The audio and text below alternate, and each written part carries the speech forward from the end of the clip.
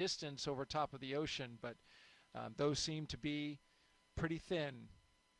Not expecting a lot of moisture in those, so that all bodes well. There's a beautiful shot.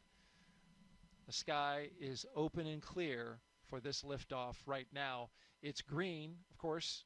We'll be looking again at the weather, as in fact even more closely as we get closer to launch. Dragon SpaceX, com check.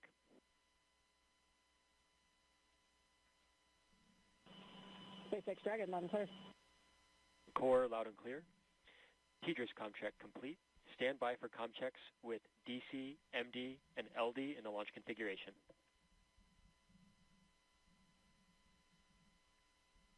Dragon, D on countdown 1, com check. DC Dragon, loud and clear. DC loud and clear. Stand by for com checks with MD. Dragon, MD on countdown 1, com check. MD Dragon, loud and clear. MD loud and clear. Stand by for com check over Dragon to ground.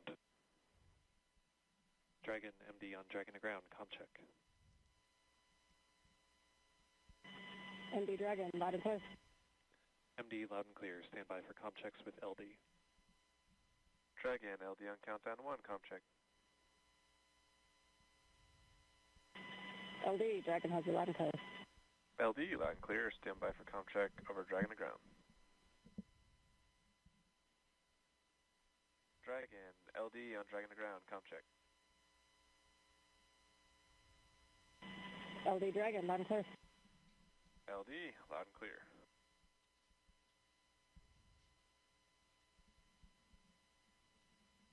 Dragon SpaceX, launch configuration, com checks complete.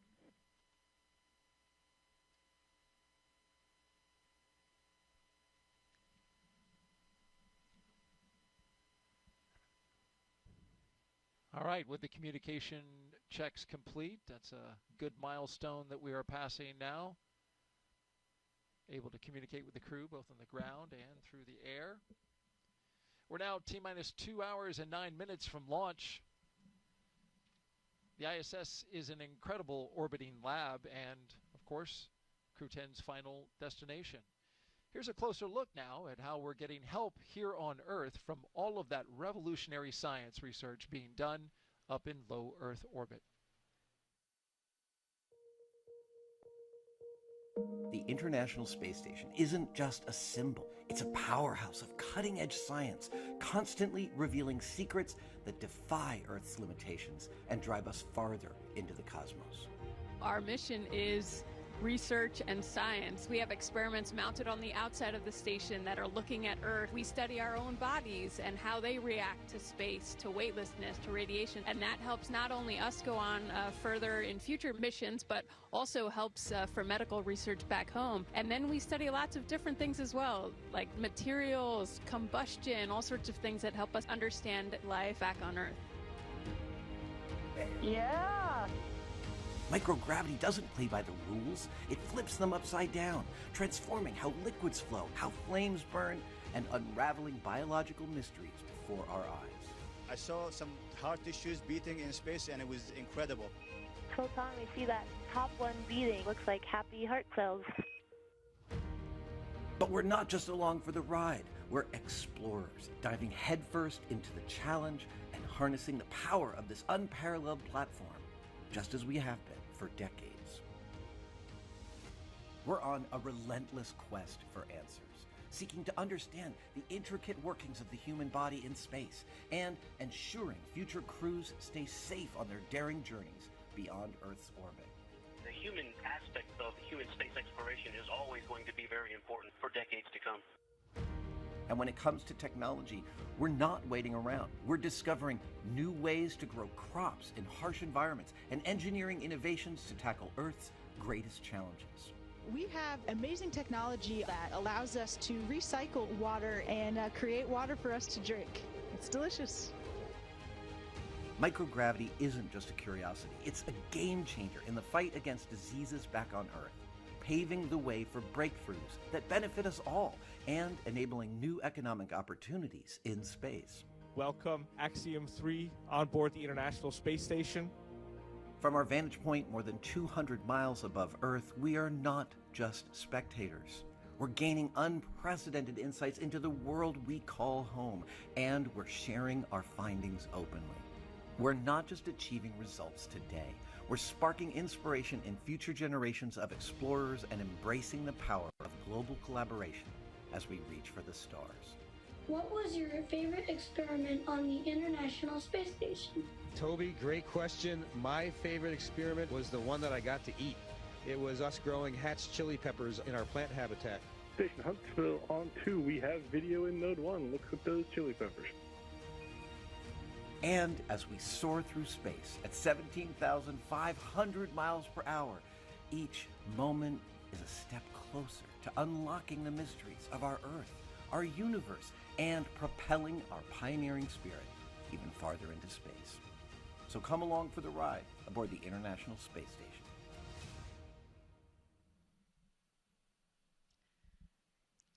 Seeing that video brings a lot of fun memories of my mission. We didn't grow peppers, but we actually grew Mizuna lettuce during my mission, and that was something that I very much enjoyed because you had something green and growing that you were taking care of. You were giving it water every day and monitoring the growth. And then the best part was at the end of the experiment, we processed the lettuce, and some of it, of course, had to go back down for science, but then we were able to enjoy a fresh salad. So that was a big moment for me. And we have so much incredible science going on the International Space Station during all increments. And there are some specific experiments I can highlight today for what this crew specifically will be doing. There are kind of two areas. We're actually gotten into the time now where we even do some science on board the Dragon before the crew docks to the International Space Station. Some of those experiments that they'll be doing in Dragon, they have an experiment called Space Health, which is a Canadian Space Agency experiment. It's a biomonitoring wearable technology garment, and it's looking primarily at things like the cardiovascular system in terms of understanding more about how that system responds to microgravity to make sure that we can monitor these aspects of astronauts and keep them safe on orbit. There's an experiment called Thigh Cuff that they'll be doing in Dragon as well, and this is really a small kind of restraint that they put around their thighs, and this can help prevent and counteract some of the fluid shift that we experience in microgravity.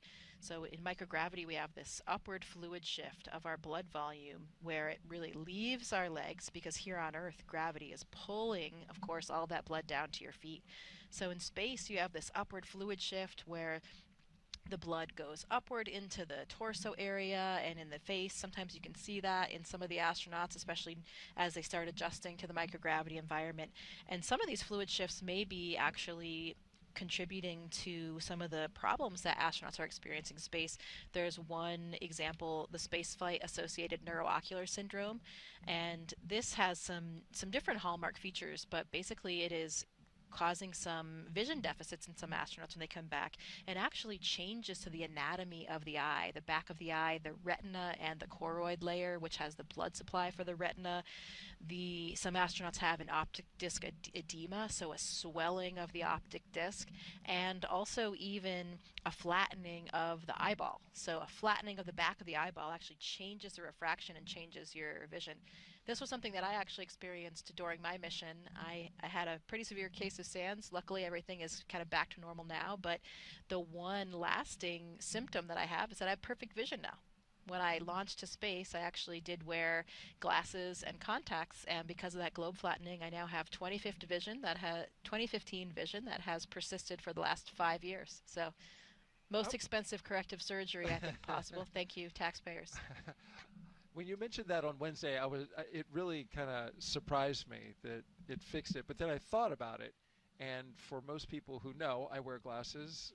For people who also wear glasses or contacts, you can have an astigmatism, which is an irregular shaped eyeball. And I was wondering since then if that's what ends up happening. Does it then take that irregular shaped eyeball, which is more like a football, and kind of make it more into a basketball when you go to in terms of your case and getting not better? Necessarily. In terms of my case, it's not like it's causing an astigmatism, and I didn't have right. astigmatism. No, but I'm saying reversing it. Yeah, well, I didn't have an astigmatism to begin with. That's see. different than just being nearsighted or Okay, farsighted. okay. So I'm not sure actually if we have any data on people that experience SANS that have an astigmatism. That's an interesting question on how it would affect that overall shape.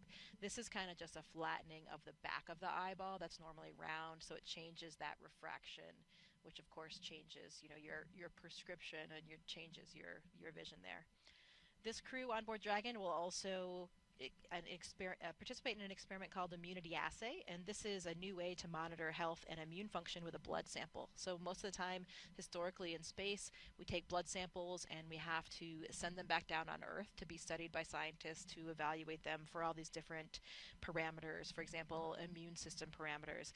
This is actually an in-flight assay that would allow the data to be collected in flight without going back down to the ground. So could be really important in terms of physiology and medical research, and also direct health of the astronauts as well. Yeah, because when the blood comes back down to Earth, instantly gravity is then a factor. So studying it in that microgravity environment while it's up there, right? Yeah, the blood sample itself, the parameters that they're looking at, they won't be changing anymore because they're not. It's not in the human body anymore. But you're right. Now, we are keeping the experiment a little bit more clean since we're never exposing anything back to that 1G environment. When the crew is on the space station, a few of the experiments they'll be participating in, one is the CIPHER study, which is a really large, comprehensive physiological study that has been kicked off in recent years here at NASA, and it's really a multidisciplinary study looking at both physiology and psychological components, and it's comparing different duration missions as well, and will be really important for that comprehensive physiology. For example, applications to SANS, like we talked about. There's an experiment called Drain Brain 2.0 that's really looking at blood flow between the heart and the brain in space and how that changes with microgravity. It involves a special neck collar that the astronauts will wear. And there are some particular flammability experiments, combustion experiments, one called Sophie Mist that the astronauts will be participating in. This is something that we do quite frequently, combustion experiments in space, because if you think about it, of course, even flames burn differently when we don't have this natural air motion and convection caused by gravity.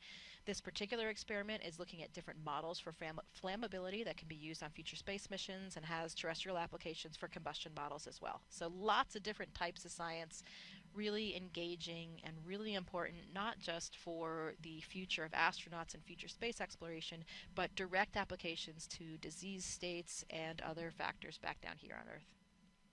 The burning stuff in space sounds like fun. It is fun. Don't worry. It's very well contained. Oh, you're just not taking a match. Yeah, definitely. We have a special facility where it's a very contained environment in a glove box where we do these types of experiments, so we can make sure that we keep the astronauts in the space station safe. Oh, that's important. We are at T-minus 1 hour and 59 minutes and counting from liftoff of the Falcon 9 rocket and Endurance Dragon spacecraft from Launchpad 39A here at the Kennedy Space Center. Crew-10, as you can see here, currently inside Dragon. So far, Crew-10 has completed their comm checks to make sure they can communicate with the teams here on the ground. Their seats have rotated from their upright to their reclined launch position, which allows them to see and access their display panels. They have also completed their suit leak checks to make sure that their spacesuits are working properly. We also heard verification that we have a good side hatch leak check, so that's good.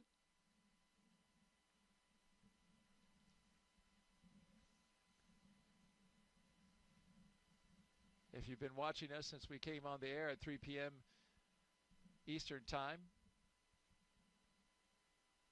you know that we've had fantastic commentary from NASA astronaut Jessica Meir. My name's Daryl Nail. I get the pleasure and the honor to sit next to her and help document this journey to the launch pad with all of you.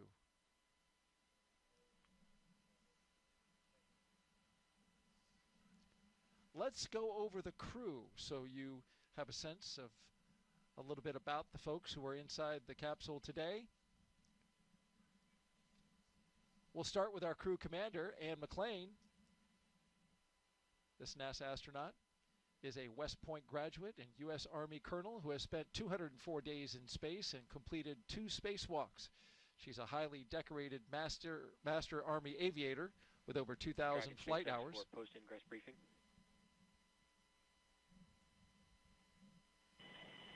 SpaceX Dragon, go ahead. Good news. At this time, we are tracking no issues with Dragon or Falcon proceeding with launch today at this time. So I have no updates for you, but we'll continue to keep you up to date if anything happens. Otherwise, the closeout team is performing their final steps in the White Room before they depart the pad. How copy? SpaceX Dragon, copy, no issues. Great work to the team.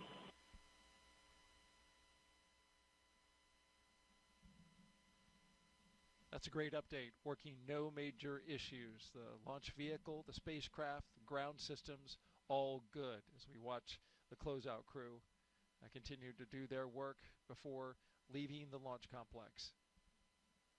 And just to wrap up on Anne, she's a former rugby player and a pretty good one from what I hear. She got the nickname Animal. Yeah, she is pretty tough. We talked earlier about her need for speed, and I think that leads into the story we told on Wednesday that I have to retell about how she has a particular inclination to operate vehicles in complex situations. And this one goes back to high school where she apparently ordered a pizza so large it could not be transported in the car. So she and her friend got in the car, they put the pizza on top of the car, and Anne, as the driver, natural commander seat of course, had her left arm up on top of the car to hold the edge of the pizza box and her right hand on the steering wheel, and her friend had her right hand up on the other side from the passenger seat. So Anne is really ready for anything, I would say, in terms of transportation and complicated vehicle setups. And where in the world is it that you can order a pizza that's as big as the roof of a car? Spokane, Washington, apparently. Apparently so, right? Wow. Colossal something, I guess they were called. Okay. Well, it's a good thing it didn't come off the roof because it sounds like it would cover an entire windshield. So good job, Anne. Hey, let's talk about our Crew-10 pilot now, NASA astronaut Nichole Ayers. She's a U.S. Air Force major and graduate of the Air Force Academy. Nichole has flown the T-38 and the F-22 Raptor, logging over 1,400 flight hours, including 200 in combat. This will be her first space flight, making history as the first astronaut from NASA's 2021 class to fly. And she has said that that is very special to her. She feels humbled by it, and she's flying stuff up into space for her fellow classmates in honor of her being able to go first. You know where she got her call sign, Vapor? I do not. It's an interesting story as well. You know, she's an F-22 pilot, and apparently is one of her early flights, and I think she had a formation flight with her colonel or something as her on-wing, so big deal flight. She got ready to start the aircraft, and suddenly as she was doing so, there was some kind of smoke building in the cockpit. So her training kicked in, and she was abort, abort, abort, quick, you know, ready to leap into action and abort that engine start. And turns out it was just condensation. So that's how she became known as Vapor. The vapor that condensated onto her glass inside the cockpit. Well, it's as good a nickname as any. I thought you were going to say that she pulls really hard G's and creates a vapor trail, and that's what I thought you were going well, with. That too. Oh, that works as well. She is a jet pilot. Yes, she is indeed. Let's move on to our mission specialist now, Takuya Onishi. He's our JAXA astronaut on board. He's returning to space for his second mission.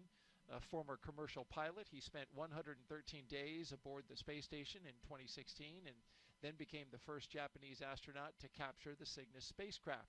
When he's not training as an astronaut, he enjoys flying, hiking, movies, and playing the saxophone.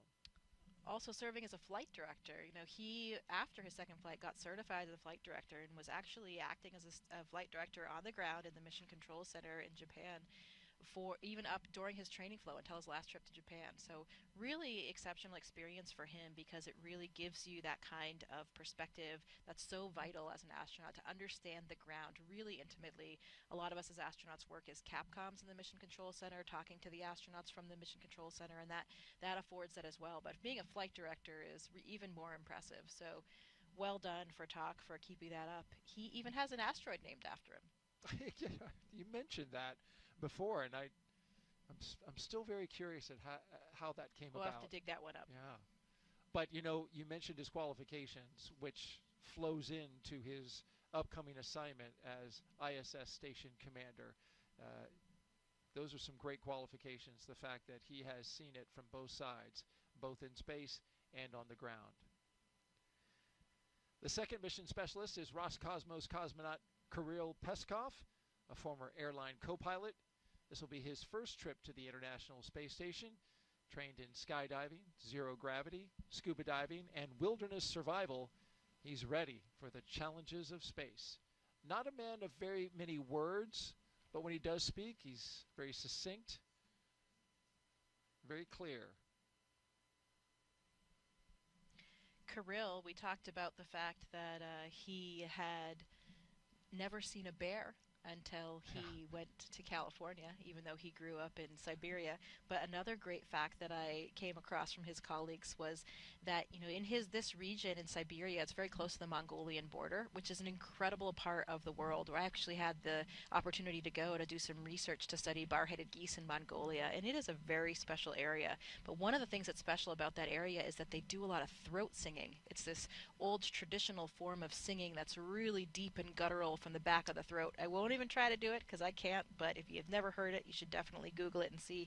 But apparently Kirill does throat sing. He can do it? He can. So I wonder if he's doing any of that for them in the capsule. I've heard this, just so happened to have heard it, and I was fascinated by the sound that they make with their throat in this singing. It's really pretty cool. At first I was like, oh, whoa. But there was a very popular commercial on TV in which they had some of that throat singing, and that's where I first heard it, so I had to go look it up. It is very cool. That is pretty cool, yeah.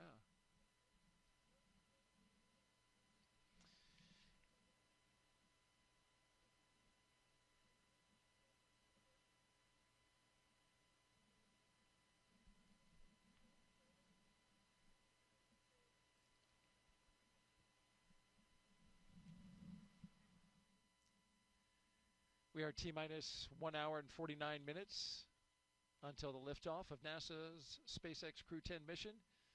We have 3 astronauts and 1 cosmonaut inside of Dragon Endurance atop a Falcon 9 rocket. They're at Launch Pad 39A. They are headed to the International Space Station to help maintain the orbiting lab. Once on board the International Space Station, Crew-10 will become members very briefly of Expedition 72 for a few days. And there you see the members they'll be joining, Crew-9. And then they will become part of Expedition 73. They will conduct research to understand material flammability, contributing to the future spacecraft design, and study how spaceflight affects human physiology and psychology. And that's their patch. Yeah, this is an interesting one, Daryl. The Expedition 73 patch was designed to honor the science and scientists that make space exploration possible. And if you look at some of the elements on the patch here, the number 73 is a prime number and a binary palindrome. There's a good one for Pi Day for all the NASA geeks watching today. And that's represented at the base of the patch. 73 is also a star number, represented by the hexagonal shape of the patch, accented by white stars, and symbolize the crew's dedication to space exploration. The grid lines illustrate our earthly perspective from the cosmos, and finally the ISS, the International Space Station, symbolizing humanity's continued collaboration across space and time. Those grid lines to me look like something out of an 80s video game. Yeah, or the Matrix. I believe Johnny Kim was the mastermind behind this mission. I believe we talked about it on Wednesday, but the way that we start a new expedition on board the International Space Station, it actually rotates not with the Dragon flights, but with the Soyuz flights. So Expedition 73 will begin on April 8th with the launch of that Soyuz mission. Sergei Ryzhikov, Alexei Zubritsky, and NASA astronaut Johnny Kim for his first flight.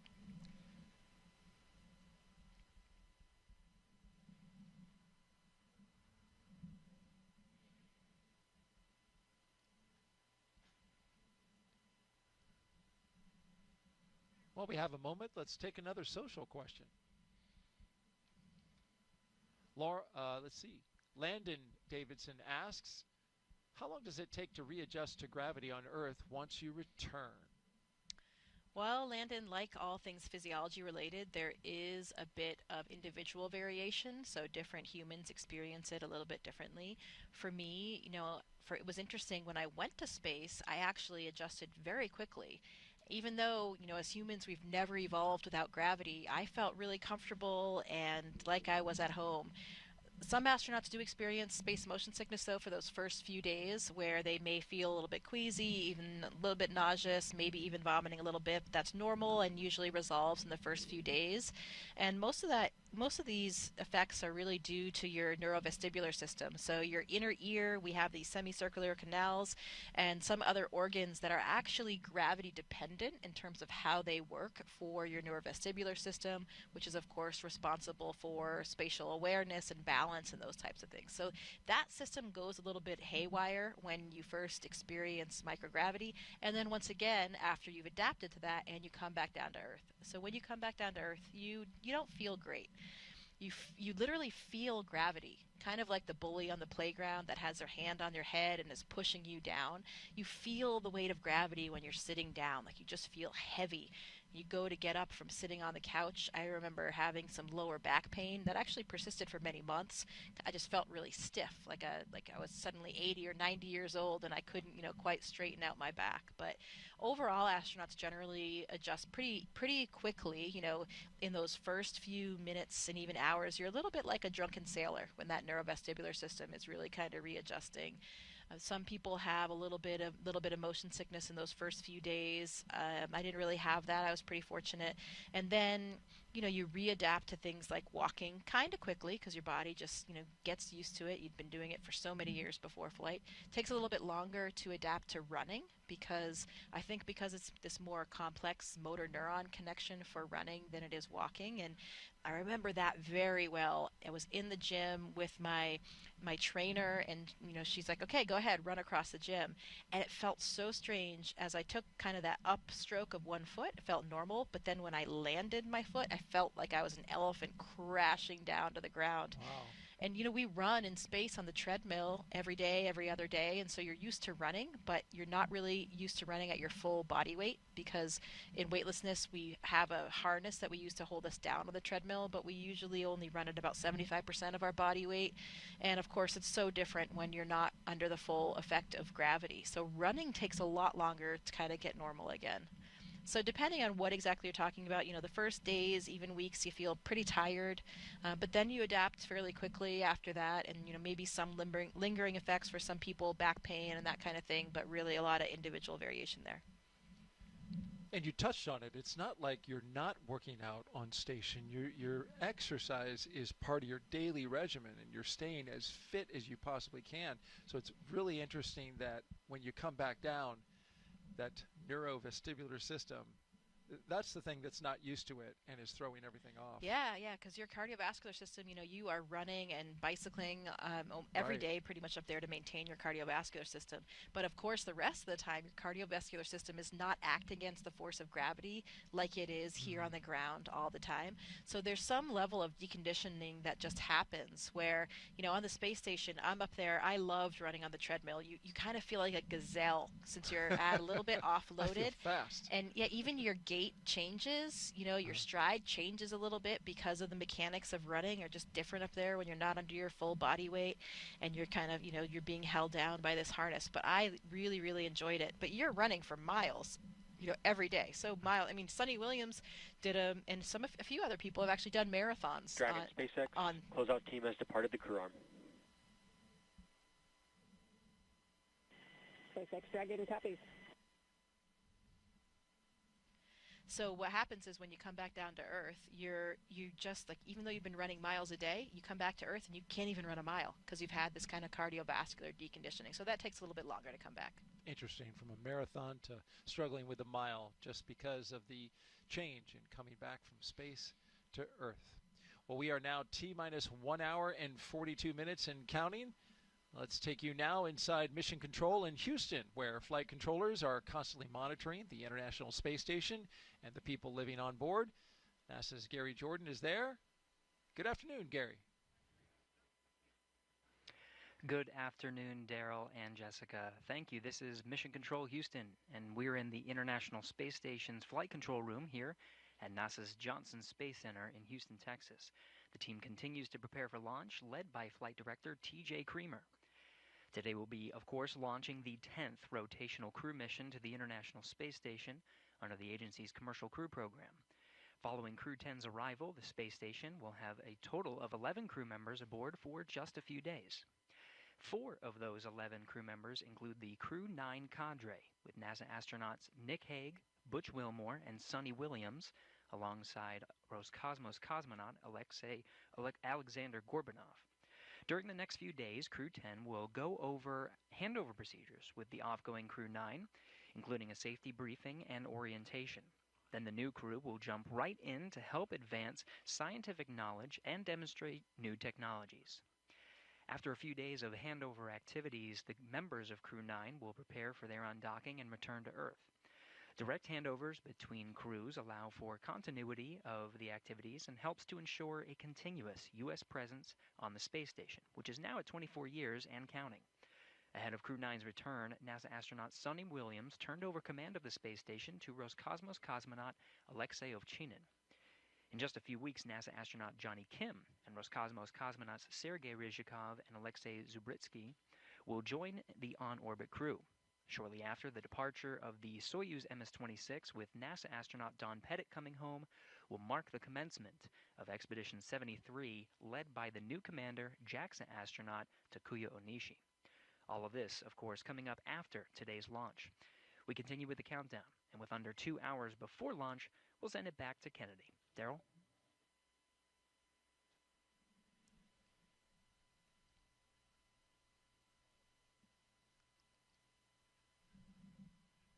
If you just join us, this is live coverage of NASA and SpaceX's Crew-10 mission to the International Space Station.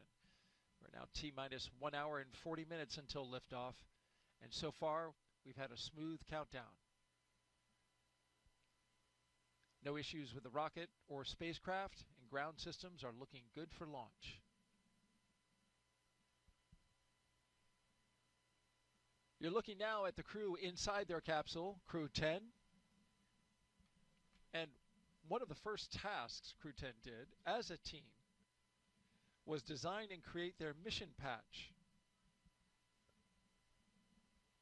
There it is on your screen. And here's their description. The SpaceX Crew-10 patch was thoughtfully designed by the 4-person crew. They used AI for the initial inspiration, and then a human artist perfected the design.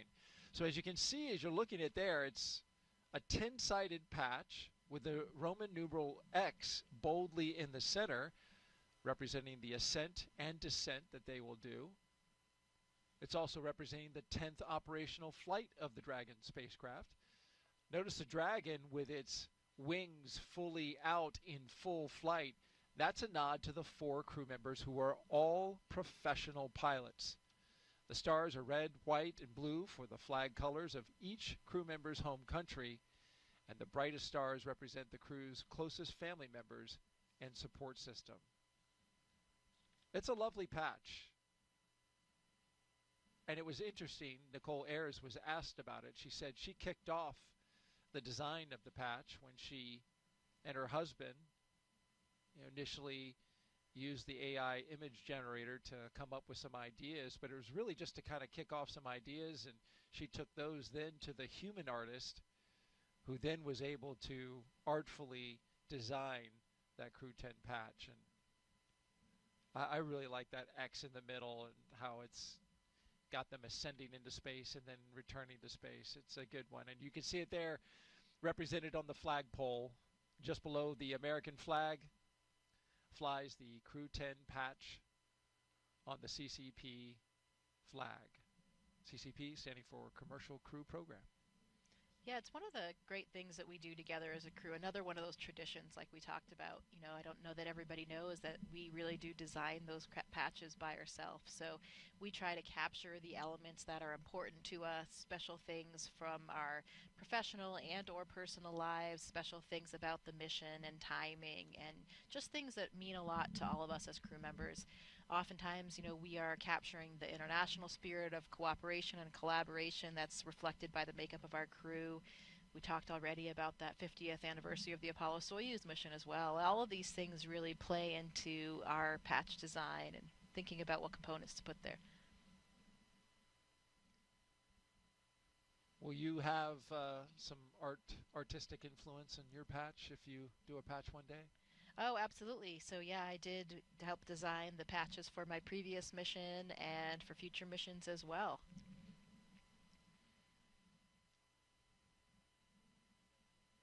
Crew-10 is also allowed to have some personal items, as you well know, Jessica Meir, astronaut with NASA, joined us here on the broadcast. They get to take them with them for their extended stay in space. And for this crew, here's a few things that they will be taking up. Anne McClain, her and her crew were able to pack some personal gear to meet them on the ISS. It's going up on SpaceX 32 in April. She packed some sports team shirts, and those are from the schools she attended, along with some holiday gifts for the crew. Commander McClain said most importantly she was able to pack a memento for multiple people who worked on this flight to support her either personally or the mission as a whole. Those items will be returned to their owners after flight, and they include things like pins, necklaces, and rings. It's neat to have some jewelry that's flown in space. Takuya Onishi, he's having a lot of pictures of his family, friends, and colleagues sent up. He's also flying some banners from elementary schools he participated in when he was a small kid. Yeah, it's always fun to bring a few of those personal affects from home. One of the things as astronauts that's so important to us is being able to share this mission. And this is not just for us as individuals or even just for us as a crew. This is really a mission for everybody. Everybody at NASA and all of our partner agencies, all of the people of our countries, really all of the citizens of the world. So we try to bring up things to represent that, whether they're from universities that we attended, different organizations we belong to, things that really represent all of the different people who helped us get where we were and where we currently are on the International Space Station, and to really bring it back to them, to tie it to them as well, to share the mission and remind everyone that this is truly for them and for all of humanity. And just add a note about Nichole. She said she's taking items from alma maters and the Air Force volleyball team, which you mentioned. Some of them are here today. Yeah, they are. She's also taken a bunch of pictures of her friends and family so she can keep them close. And since she's the first person from her astronaut class to go to space, she's also taking up something for her classmates, the Flies, of course, Group 23. But she didn't want to say what it was. She wants it to be a surprise. But she said that she's getting nothing but love and support from her classmates. Yeah, absolutely. I know that they are all so proud of her today. So excited for her. I never forget that first moment when you see your first classmate launch. It really does feel different. You get to know all of the other astronauts and cosmonauts that are flying, and every launch, of course, is very special when it's one of your friends or colleagues. But it's a little bit different when you see your own classmate, because it just makes it more real for you.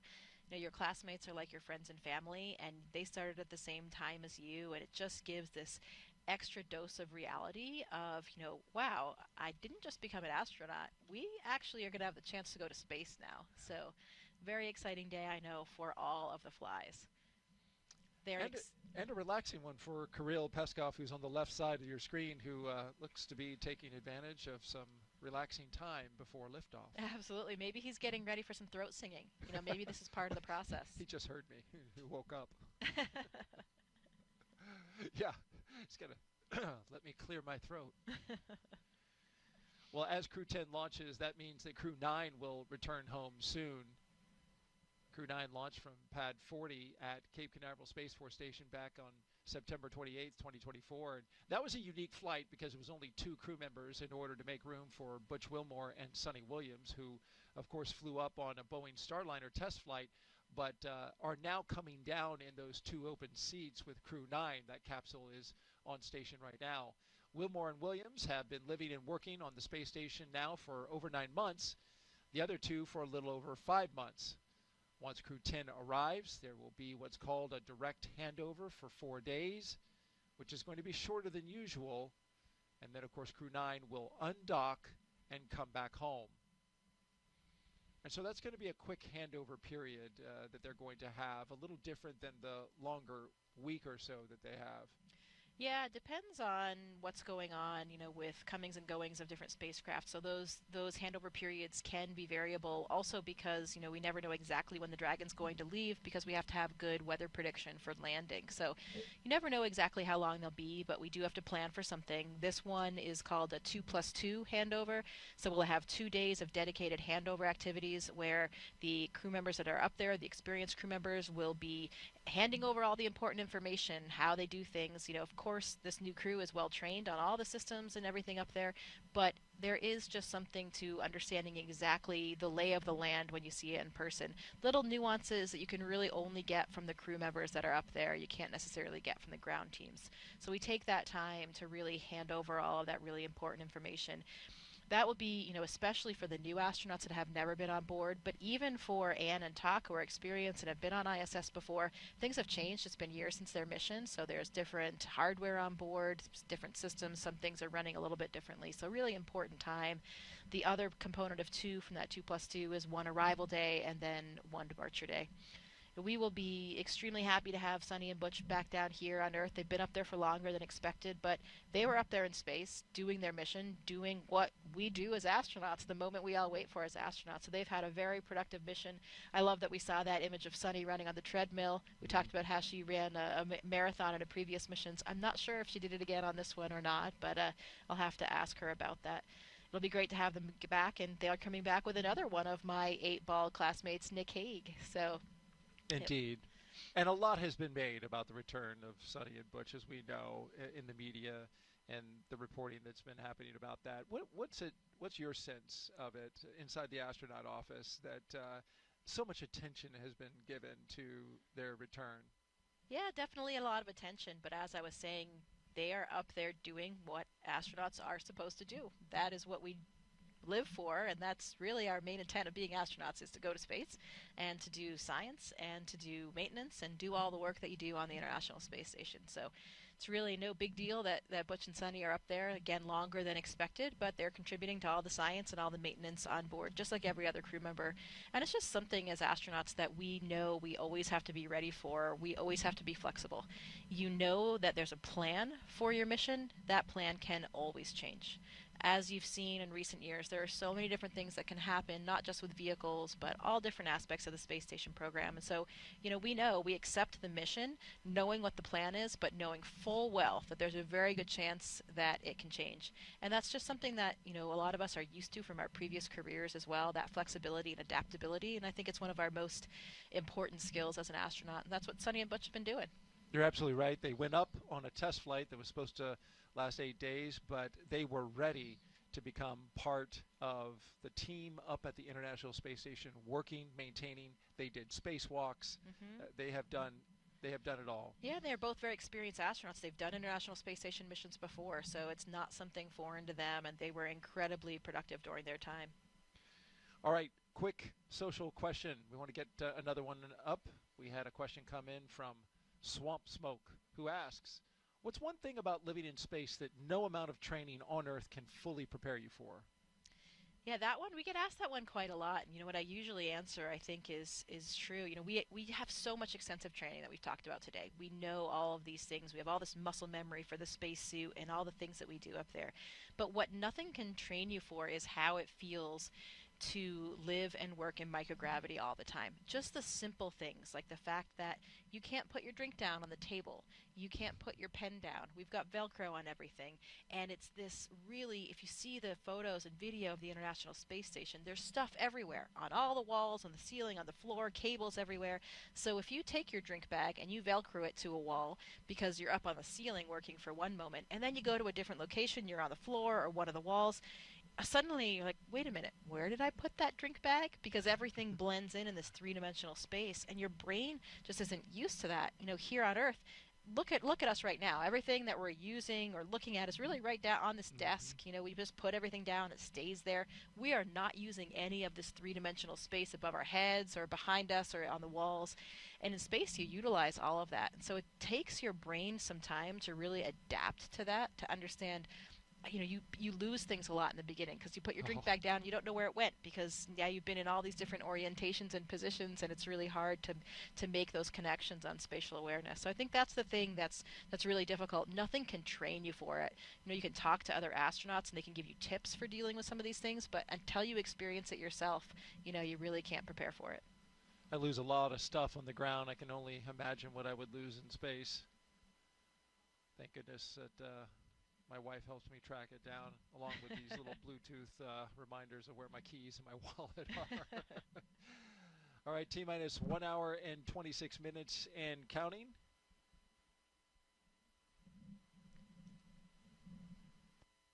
Crew-10 getting ready for their mission to the International Space Station, and there you see them from left to right. We have Roscosmos cosmonaut and mission specialist Kirill Peskov. To his left, our right, the pilot, Nichole Ayers. To her left, going to the right, is the commander, Anne McClain. And then to the far right on the screen, mission specialist and JAXA astronaut Takuya Onishi.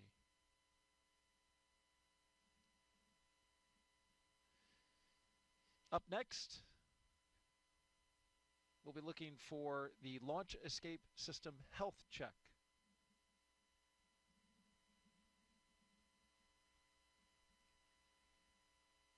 It's been a beautiful day so far here on the Space Coast ahead of liftoff. Currently at 7:03 p.m. Eastern Daylight Time and 48 seconds for those who like to know the detail.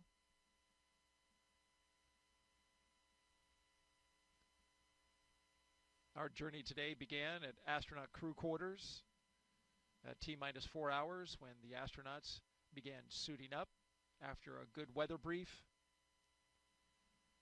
some breakfast, and health checks.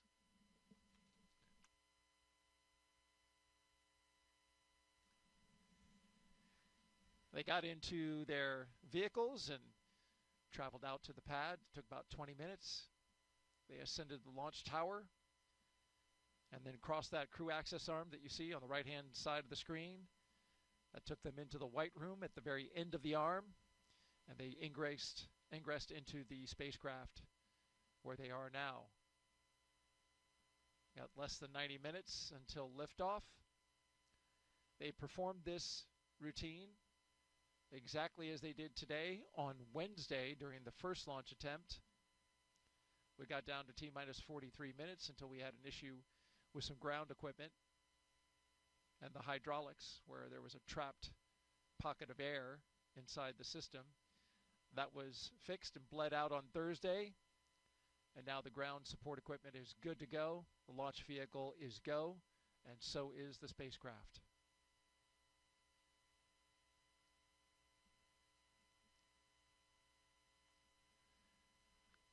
More recently, the umbilicals, you can see those attached. They're across the back of the rocket, actually, and into the transporter erector. They provided some comm checks through those. We did some suit leak checks for the astronauts inside the capsule. We also did some comm checks, completed those. And the closeout team closed and sealed the hatch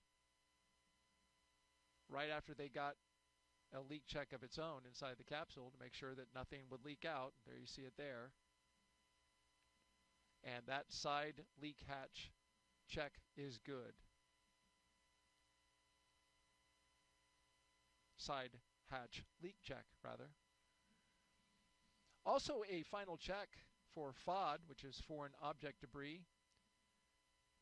The closeout team carefully examined the area around the seal for the side hatch, and they have since left.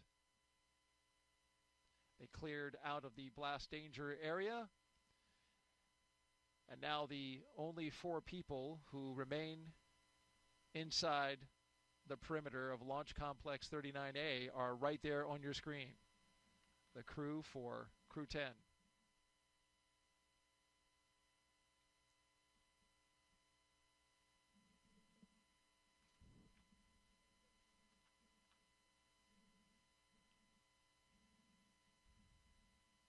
This Dragon Endurance spacecraft is a special one for NASA. It's also special to Jessica, as you noted so well, and talking about the name of Endurance, and a historic ship that helped Shackleton cross the Antarctic. The Dragon spacecraft Endurance will take Crew-10 to space today in its 4th space flight. Since its first flight in 2021 for Crew-3, SpaceX's Endurance Dragon has been a workhorse for NASA's Commercial Crew program, flying mission after mission. It has safely carried astronauts to the International Space Station.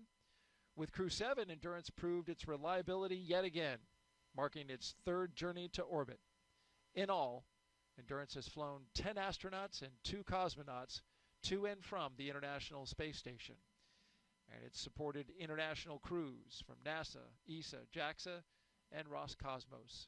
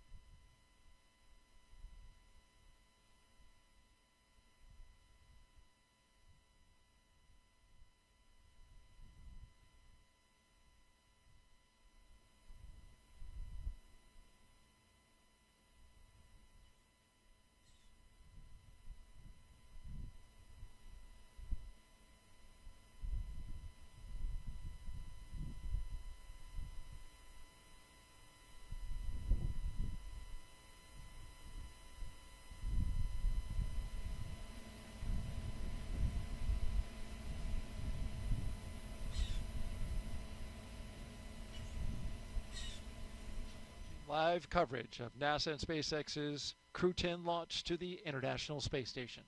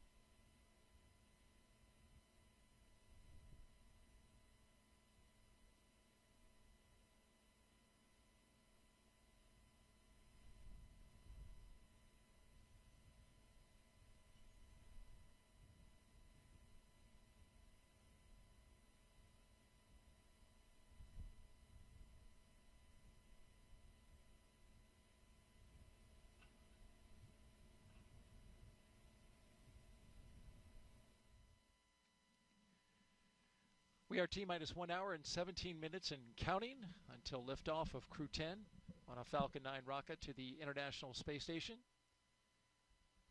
Crew-10 will be the latest crew to fly as part of NASA's Commercial Crew Program, which uses private companies to transport people to and from the orbiting lab from right here on U.S. soil. We've had a great countdown so far. What a beautiful shot. The Indian River Lagoon in the foreground. In the background, the Falcon 9 rocket and Endurance spacecraft with Crew-10 on board. Weather is 95% go.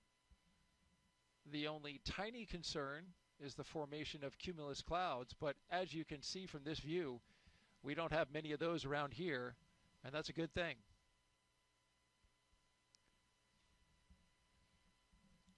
Excitement is starting to pick up as we get closer and closer to liftoff, and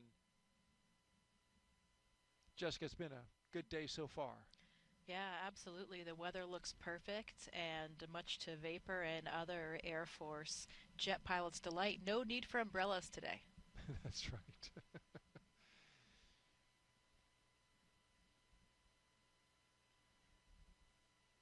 Crew getting comfortable, getting closer and closer. They're getting excited.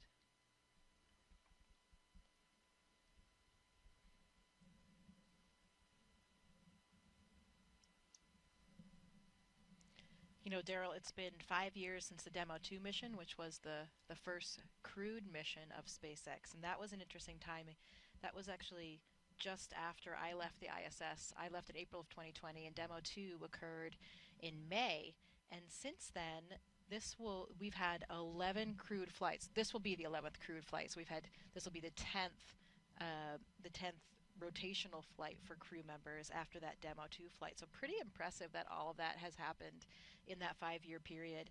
And another fun fact, the Demo 1 mission, which was of course the mission without a crew for that very first test of the Dragon and docking to the space station, that was when Anne McClain was on board for her first mission in 2019. So she played a very crucial role of getting in Dragon and doing all of those checkouts after that vehicle had docked to the space station. So pretty cool full circle story here of Anne being up there for that first uncrewed mission, and now in Crew-10, the 11th crewed mission in the last 5 years. So pretty impressive. How about that? She saw the first Dragon come up, and now she's on board the 11th.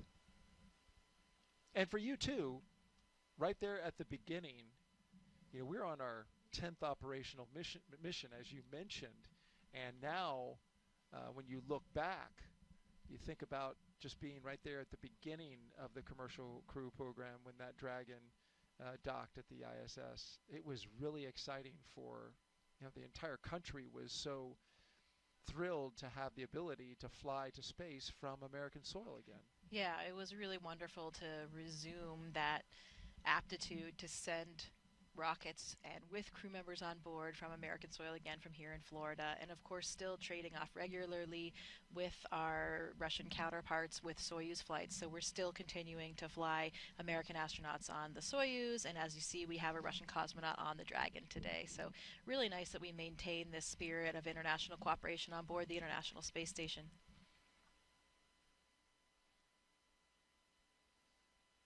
Especially, as we said, with that 50th anniversary of Apollo-Soyuz coming up in July. Another spectacular view. I think it's going to be a very beautiful launch day for all the people on the ground here in Florida.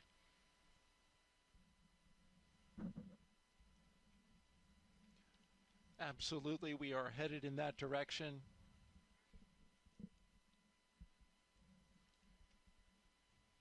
And hopefully so with the weather, because the weather gets a little iffy once we get into the weekend. So this is a prime opportunity to go.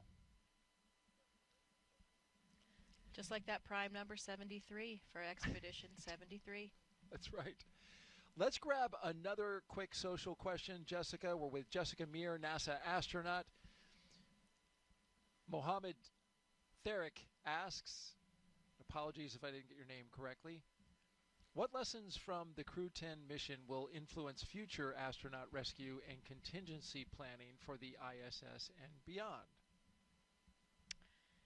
You know, I think for that one, there isn't really and this is Launch Control on countdown for crew awareness. We'll be commencing with fuel bleed in approximately 2 minutes. Expect some pressing and venting from the vehicle.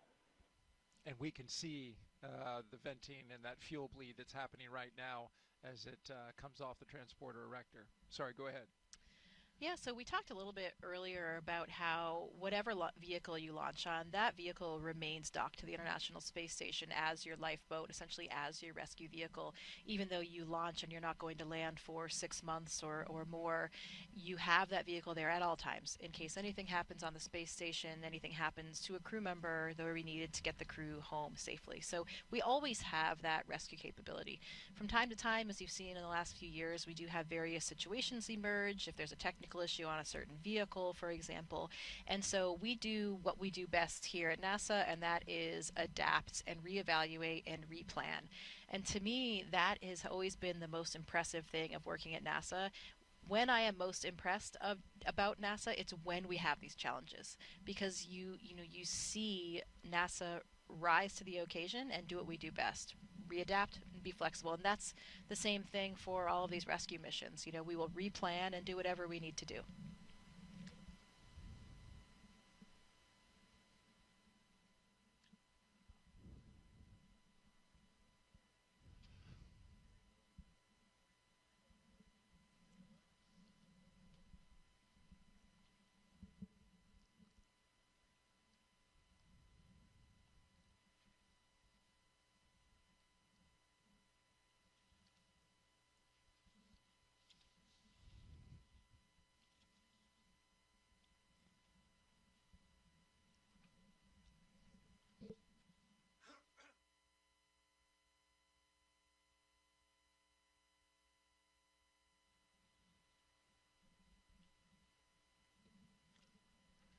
Good afternoon. You're watching live launch coverage of NASA and SpaceX's 10th rotational flight to the International Space Station.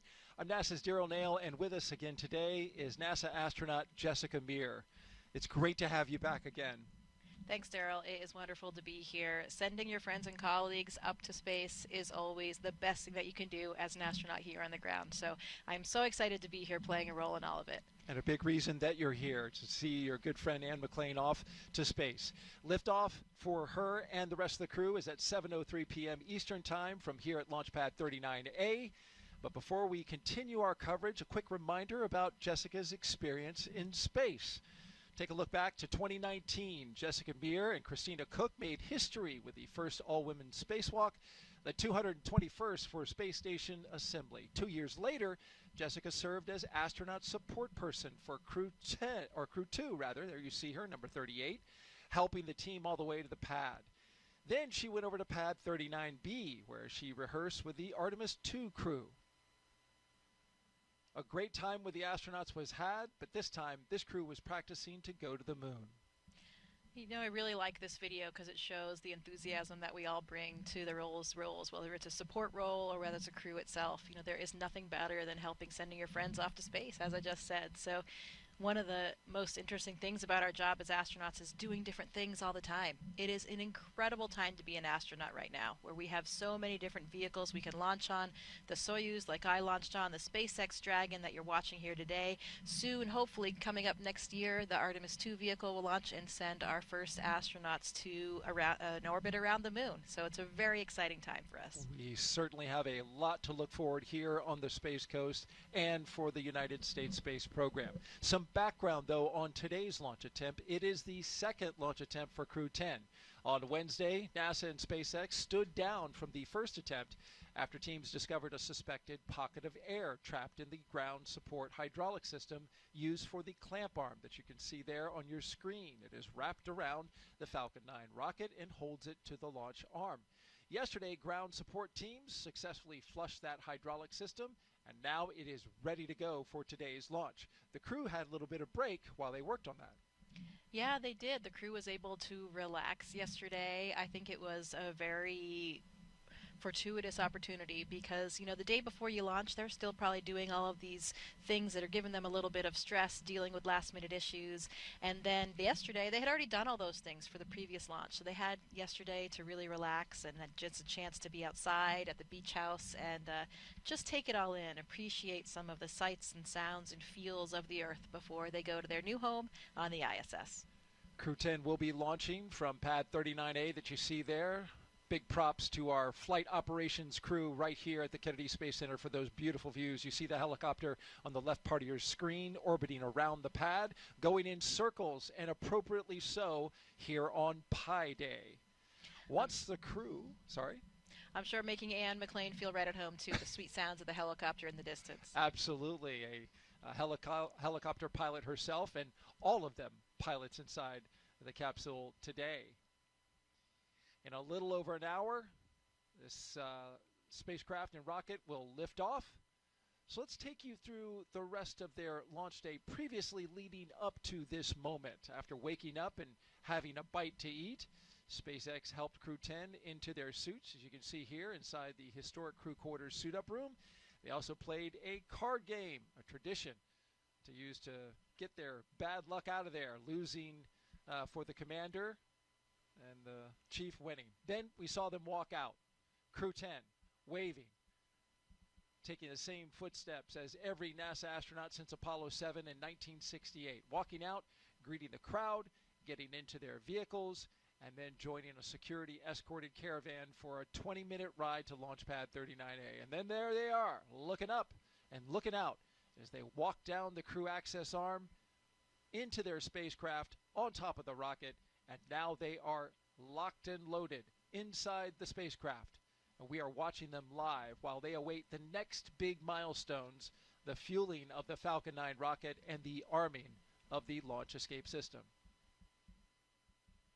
Throughout this broadcast, we've been taking your questions from social media, so keep sending them.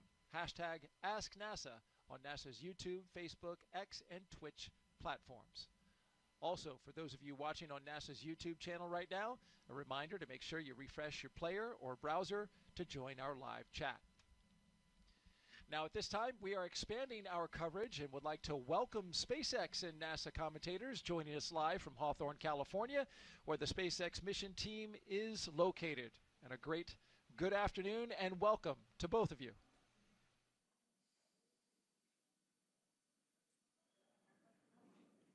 Thanks, Daryl.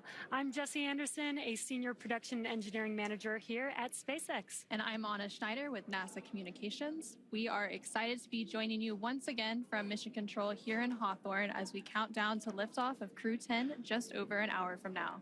Of course, Crew-10 is our 10th operational mission with SpaceX, flying astronauts for long-duration missions to the International Space Station. Crew-10 will have 2 first-time flyers on board, as well as a veteran NASA astronaut and a veteran Japan Aerospace Exploration Agency, or JAXA astronaut.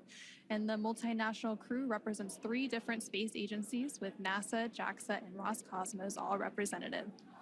Today's crew will fly aboard the Dragon spacecraft named Endurance, which previously flew the Crew-3, Crew-5, and Crew-7 missions. Overall, this will be Dragon's 46th visit to the space station and its 14th human spaceflight mission to the orbiting lab, which includes NASA's Commercial Crew Program missions and private astronaut missions with Axiom Space. We're also celebrating the 23rd anniversary of the founding of SpaceX today on March 14th, which also is Pi Day, a celebration of the mathematical constant pi. Now, over the last 3+ hours, Crew-10 has been going through the detailed process of getting ready for their mission to the International Space Station. So let's go ahead and take a moment to introduce you to the crew. In the commander's seat is NASA astronaut Anne McClain. She's making her 2nd trip to low Earth orbit. The Spokane, Washington native and U.S. Army colonel was selected by NASA as an astronaut in 2013 and has spent a total of 204 days in space, completing 2 spacewalks totaling 13 hours and 8 minutes outside of the orbiting laboratory. Next to McClain in the pilot seat is Nichole Ayers, who was selected as a NASA astronaut in 2021. The Colorado native graduated from the Air Force Academy in Colorado Springs and is a major in the U.S. Air Force, and this will be the first spaceflight for Ayers. Serving as a mission specialist is JAXA astronaut Takuya Onishi, and today's flight will mark Onishi's second trip to the space station. He was selected as an astronaut by JAXA in 2009 and has logged 113 days in space previously. To round it all out, the final mission specialist is Roscosmos cosmonaut Kirill Peskov, and he was selected as a cosmonaut in 2018 and will also be making his first spaceflight today. Once on board the International Space Station, Crew-10 will briefly become members of Expedition 72 and then Expedition 73 in April. They will conduct space station maintenance and scientific research to understand material flammability, contributing to future spacecraft design and study how spaceflight affects human physiology and psychology. The crew will also engage with students worldwide via ham radio and use its existing hardware with newly integrated software to test a backup lunar navigation solution. To date, SpaceX has flown 56 crew members to space since the Demo 2 mission in May of 2020, which was almost 5 years ago. Coming up here at T-minus 45 minutes, we'll be listening in for the team to report their readiness for propellant load with a final go, no-go poll. And so far, today continues to be a smooth countdown, and we're looking good for an on-time liftoff at 7:03 p.m. Eastern Time from Launch Complex 39A in Florida. Now, here on the ground, the teams will be staffed around the clock in mission control just behind us to monitor Dragon and the mission, and not just for today, but throughout the entire mission, from liftoff to the Crew-10's arrival at the space station, all the way through splashdown when the astronauts return back home. And on console or headset in mission control, which you can see there on your screen, there are 6 key positions. The mission director is in charge of the room and tasked with making real-time decisions to ensure mission success. The person that you may hear talking to the astronauts is the crew operations and resources engineer. You'll hear us refer to them as the core throughout the broadcast. And there are 4 additional team members focused on vehicle systems, including avionics, navigation and control, software, propulsion, life support, and communication with ground support teams. Now, apart from mission control, our Falcon 9 team... Dragon SpaceX, cycling orbit tank isolation valves to equalize low flow pressure. Additionally, I can give you a go to step into Section 5. When ready, report go for launch.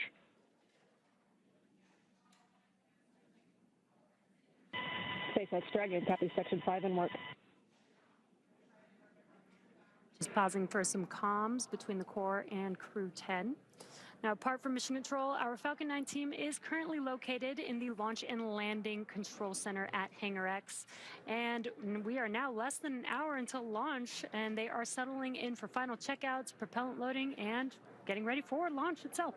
Yep, and NASA has its very own set of team members at NASA's Mission Control Center in Houston, Texas, who have been preparing the International Space Station for Dragon's arrival. The teams in Mission Control Houston recently gave their go for launch, confirming that the station is ready to receive Dragon and the new crew. Following liftoff, today's flight to the space station will take about 28 hours, with Dragon flying autonomously the entire way. Docking is targeted for 11:30 p.m. Eastern, 8:30 p.m. Pacific, tomorrow, March 15th. And just like autopilot on a commercial aircraft, the crew always has the ability to take manual control of the spacecraft if needed.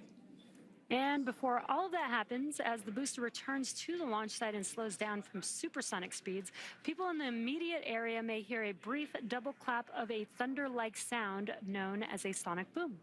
Similar sonic booms like this were heard during the return and landing of the space shuttle, and sonic booms like these are one of the hallmarks of reusable systems like Falcon. Here's what some of these booster returns have looked and sounded like on previous missions. I know a lot of people will be excited when they hear the sonic boom.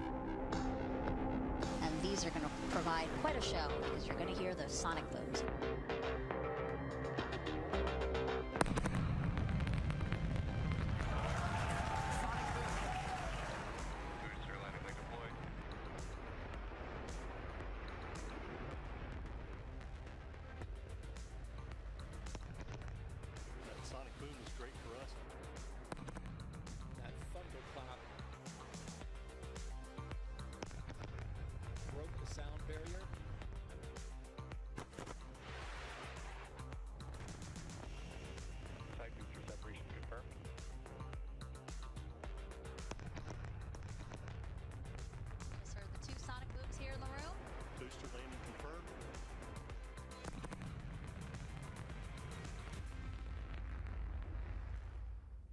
We are now at T-minus 57 minutes and counting to today's launch.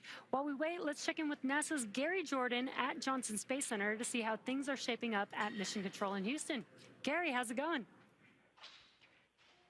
Hey, Jesse. Hey, Anna. Thanks for having me. Welcome again to Mission Control here in the Johnson Space Center in Houston, Texas. We're the hub of human spaceflight at NASA, and the team here is poised for launch and preparing for the crew to lift off and begin their journey to the orbiting laboratory. In the home stretch of rendezvous, NASA and SpaceX flight controllers will enter into what's called integrated operations. Both flight control teams will conduct a series of go, no-go polls for Dragon Endurance's docking to the International Space Station.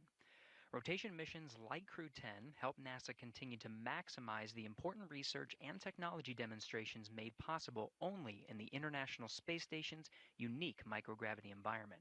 The space station is critical for NASA to prepare for future commercial low Earth orbit destinations and to understand and overcome the challenges of long-duration spaceflight necessary for a long-term presence on the Moon and crewed missions deeper into the solar system, including Mars. Now here's a closer look at the mission and what Crew-10 will have to look forward to during their stay aboard the International Space Station. The Crew-10 mission is going to be a rotational mission to the International Space Station. So we will launch aboard the SpaceX Dragon capsule and the Falcon 9 rocket. I'm just enjoying the way towards the launch. Of course, I'm looking forward for the day of launch. And we are going to stay there about a half a year. So the first goal of Crew-10 is to continue learning about the Dragon and the Falcon 9 rocket that we're going to be flying on to enable SpaceX to continue their development of rockets and even private astronaut missions in the future. The other mission is to get us safely to the International Space Station so that we can crew this incredible national orbiting laboratory that we have and continue the science experiments that we have ongoing there. One of the unique characteristics of the International Space Station is microgravity. We get to learn how humans and plants and other types of hardware react in the space environment and the microgravity environment. And it helps us to develop all kinds of new materials, medicines, and it helps us to push our knowledge forward. The discoveries that we make on board the International Space Station then inform what we do on Earth, and it allows us to further both humankind here on Earth and get to further places in the universe. So I've often been asked why we explore, and I think it's different for everybody. When people are born, they naturally want to explore their environment, first as babies, and then as kids, and finally as adults. That's how we expand our world, and that's how we find something new. Every time that we make a further step, we learn something and we learn how to adapt, and that is so important to humanity. This is probably the main things which drives us forward and helps us to survive as a species. There are so many unknowns in space, and as explorers and as humans, we want to find out what's in that unknown. For me, it's the fact that I get to be a small piece of figuring out what the unknown is and taking that next step to get to the Moon and to Mars and the Artemis program. Our ultimate goal is to go to Mars, but it's not an easy journey, and when we face a new challenge, we must solve it step by step. I think that's one of the biggest benefits of the International Space Station. We're outside of the atmosphere, and now we don't have the protection of the atmosphere. What happens, and how do we better prepare our people, our hardware, our food, our water systems for that deep space exploration? It's really important on the space station that we learn those lessons now when we're in low Earth orbit. That way we know what we need to bring with us when we go onto the Moon with the Artemis program. One of the things that we do on the International Space Station is work with our international partners all across the world. I think it's hard to overestimate the value of international cooperation in space exploration because we all know that it takes much time and effort. Space is hard, it's very challenging, it's sometimes unpredictable, and that's why I think cooperation is the key to success. The International Space Station wouldn't be international without all of our partners. And our goal is to be a beacon of hope for all of humankind so that people can look and say, this is what we can accomplish when we work together. T-minus 52 minutes and counting. We just pulled go for NASA and SpaceX to begin propellant load at T-minus 35 minutes. A great update there to our milestones. We now have NASA's Megan Cruz live from a nearby launch viewing location here at Kennedy Space Center. Megan. Hey, yeah, back here again today, and the weather is as beautiful as it was Wednesday, and the crowd as excited as ever to see liftoff in less than an hour. Now, we again want to bring in Mike Ravenscroft with NASA's Commercial Crew program. He's on console working the launch today over at Cape Canaveral Space Force Station. Mike, great to have you back. Hi, Megan. Happy to be here. All right, so again, thanks for stepping off console. When we spoke during Wednesday's launch attempt, there was a ground hydraulics issue. What was done to resolve that to get us to launch today? Yeah, Megan. So the team worked really hard on Wednesday during that first attempt to resolve the issue. Unfortunately, we weren't able to get there. So the teams, the SpaceX and NASA team, met Wednesday evening, Wednesday night, and developed a troubleshooting plan to go ahead and restore this system back to operational. So we went ahead and met, and Thursday they went off and executed that plan. They went ahead and opened up some of the valves, did some inspections, opened up some of the valves, and went ahead and bled the system. And then they did perform checkouts and performed the checkouts, and the system was nominal at that point. So we got back here today on launch countdown, and did some additional checkouts, normal checkouts that are performed on day of launch, and everything's checking out good. That's wonderful to hear, and it's always great to see teams coming together to resolve issues to get us to launch. Now, as CCP's Launch Vehicle Systems Office Manager, you were also part of keeping an eye on today's booster, correct? Which is flying for its second time. Yeah, Megan. So we watched that booster from the beginning when it's starting to be built, the whole way through production, the whole way through all the testing that's performed, even before it's getting that first launch, which occurred in December for the Empower-E mission. So we track all that, track all the issues that come out from all that in the first flight, and we review all that data.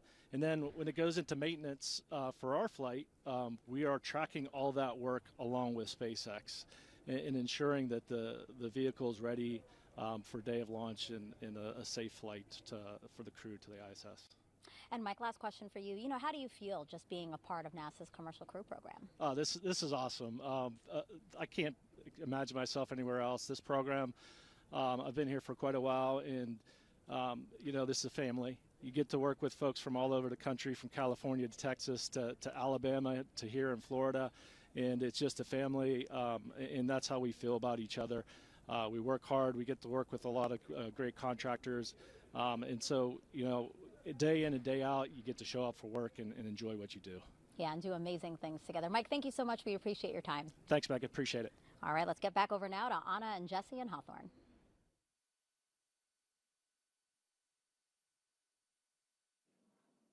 Thanks, Megan. Falcon 9 is the first orbital-class rocket capable of reflight. Together, Falcon 9 and Falcon Heavy have completed more than 450 launches and over 380 reflights. And today, the booster will be attempting to land at Landing Zone 1, which is just down the coast from the Kennedy Space Center in Florida. This will be the second flight of the first stage booster supporting the Crew-10 mission. Rapid reusability drastically reduces launch costs, helps increase launch frequency, and enables a wide array of new government, commercial, and scientific opportunities in space. Lowering the cost of access to space is helping take humanity's next steps into the solar system, whether in low Earth orbit, interplanetary, or even deep space. And when costs are lowered, government and commercial customers can launch more missions, which helps accelerate development. This also helps commercial satellite and private research customers afford to launch more projects to space, which helps stimulate innovation here on Earth. All of this to say, reusability is the key innovation that is making space more accessible for the industry as a whole. And just like the first stage of Falcon 9, Dragon is also reusable. The reusable Dragon spacecraft has flown people to the International Space Station 13 times. And as we mentioned earlier, today's crew will fly aboard the same Dragon that previously flew the Crew-3, Crew-5, and Crew-7 missions. But back to today's mission. We are coming up on T-minus 48 minutes to launch, and our teams are carefully moving through the pre-flight process. Now, a lot of preparations have brought us to this point, including a dry dress rehearsal, static fire on Sunday, and an initial launch attempt on Wednesday. Now, we did stand down from that attempt due to a hydraulic system issue, but the teams completed inspections of the ground support hydraulic system used for the clamp arm supporting the Falcon 9 rocket and successfully flushed a suspected pocket of trapped air in the system. Now, all of that hard work brings us to today's launch, and next up in our The team has pulled go for LES arm, propellant load, and launch.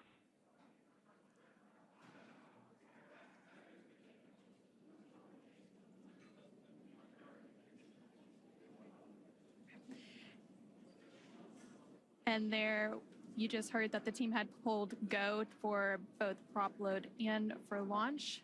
So that was the next step in the countdown that we were waiting for, and that was from the SpaceX launch director, and they were calling up to the crew to let them know that we had received that go to continue with that prop load. And then, as we mentioned earlier, the Dragon launch team, as well as key NASA launch members, are in the Launch and Landing Control Center at SpaceX's Hangar X in Florida.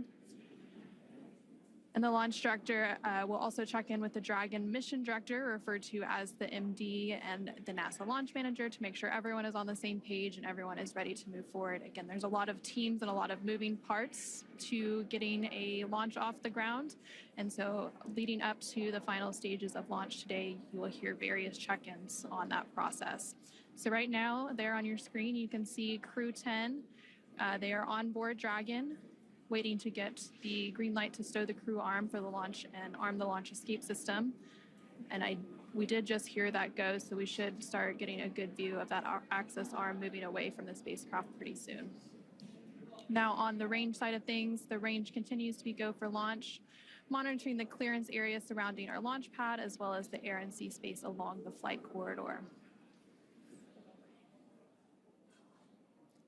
And as you can see in your on the left-hand corner of your screen, the weather is looking great for today's launch. Overall, weather is trending in the right direction, and we currently have less than a 5% chance of violation at our target liftoff time today, which is great.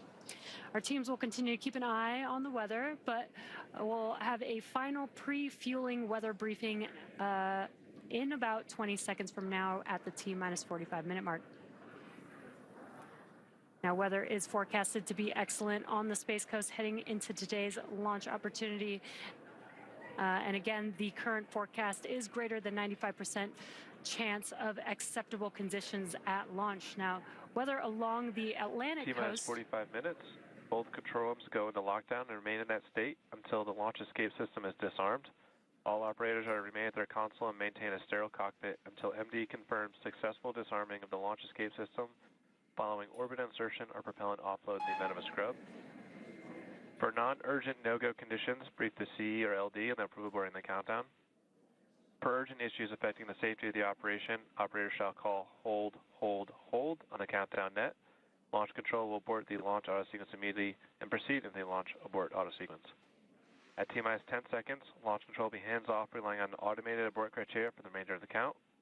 Operators advise the launch director whether structural breakup or fire is imminent or occurring per Dragon manual escape flight rules. Launch control, you may proceed with arming the crew for movement. Crew X arm retraction starting. And that was the launch director performing a briefing with the crew. Sounds like everything is go for launch, and we're going to start seeing that crew access arm moving away from the vehicle here shortly. We should also see propellant load getting underway in just a few minutes as well. Again, our teams are staffed around the clock in Mission Control here in Hawthorne, Mission Control in Houston, as well as the Launch Control Center to monitor Dragon throughout its entire mission from liftoff all the way to Crew-10's arrival at the space station and then on its return home to Earth. And there you're seeing some great shots of the crew access arm pulling away from Dragon. Clear skies as far as the eye can see. Perfect weather for today's launch. Getting exciting over here.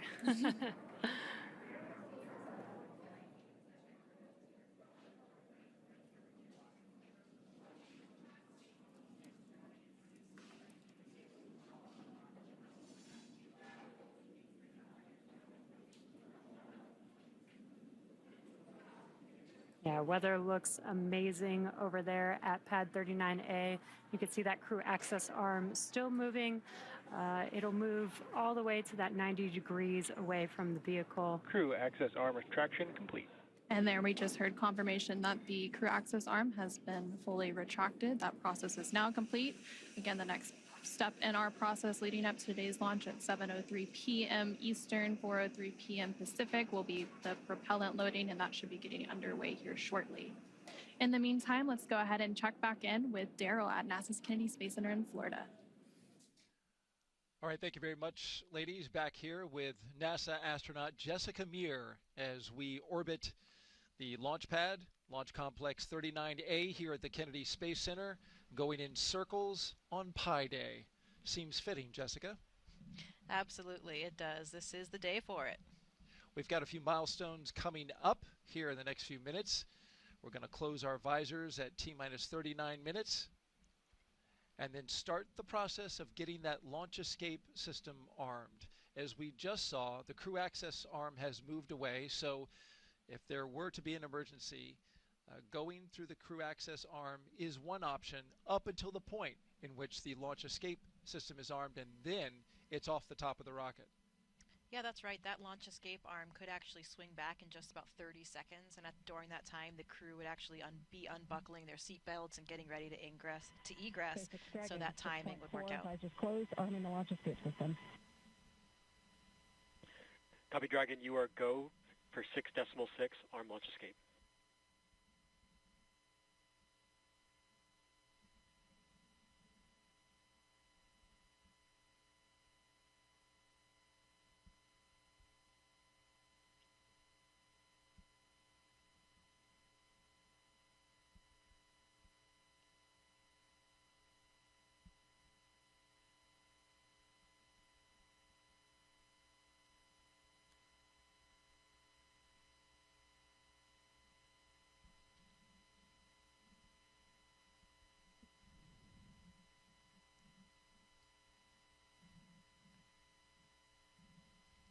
Running these milestones early at this point, which is a good thing. We heard Commander... Launch escape system is verified armed.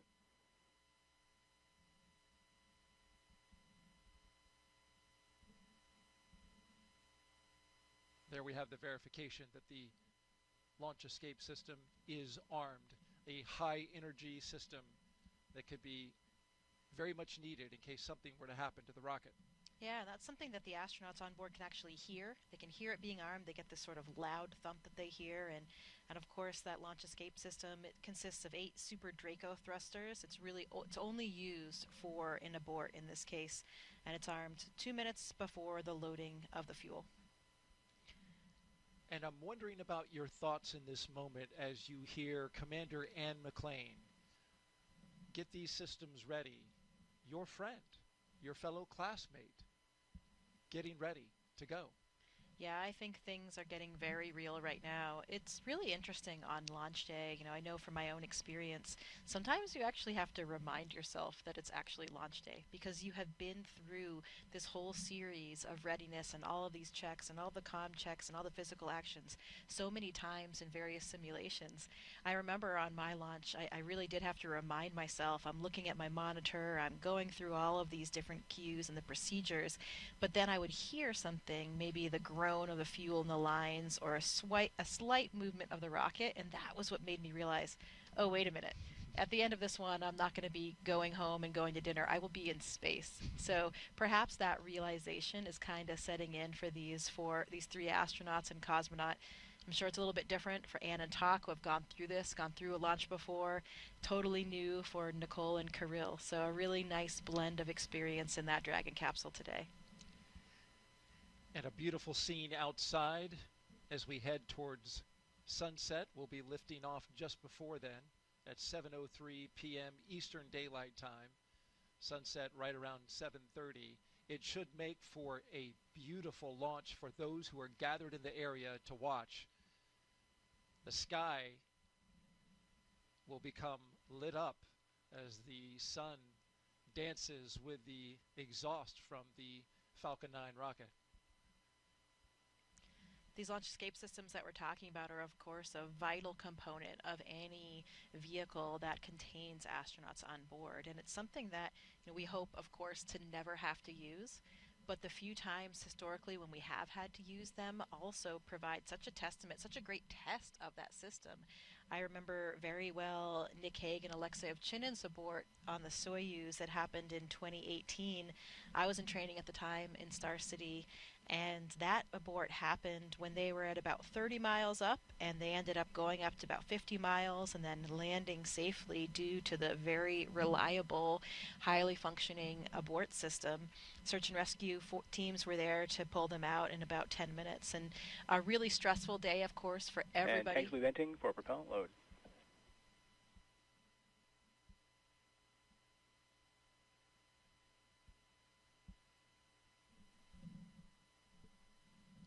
That was a stressful day for everybody on board and everybody on the ground, but again, a really nice test to see that these systems are in place for a reason and they do work.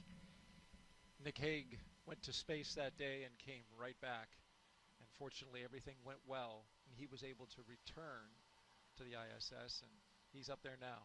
Yeah, he's up there right now waiting for this mission to join him. I know that he's very much looking forward to giving Anne and her crew a big high five, especially for those 8-ball classmates, but really for everybody on board. We joke in our class that, you know, Nick launched 2.5 times so far for his 2 missions to space, but he's got a little bit of extra experience. We have learned so much during your time here, Jessica, spending it with us, giving us your insight and talking about your experiences in space flight. We appreciate it deeply. Also, the audience appreciates it as they continue to ask questions on NASA's social media channels, #AskNASA, Twitch, Facebook, YouTube, and X. Dolores Kiefer asks now, can the ground crew talk to the astronauts during fueling? Yeah, they can. We just heard a call go, and those comm loops are open. You know, of course, we can talk to the crew if in case of any type of emergency or any type of information that they need. We have those comm loops open. Interestingly, speaking about that, the crew can actually hear the fueling process. So they can hear the valves, they can hear the flow of the fuel as well. So interesting for them to be following along with the process. Can hear it, see it, and feel it. Just a few seconds now before we start propellant load for the Falcon 9 rocket.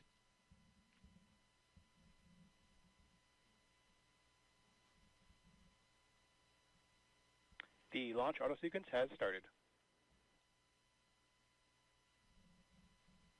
And here we go. Tanks are being filled.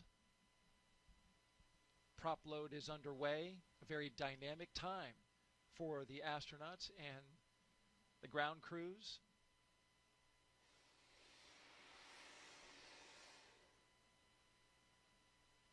For this countdown today, we got a little further and have gone further than our attempt on Wednesday, which stopped at T-minus 43 minutes. We are now T-minus 34 minutes, and everything is looking good. The vehicle is go, spacecraft is go, ground teams are go, and now we are tanking this rocket.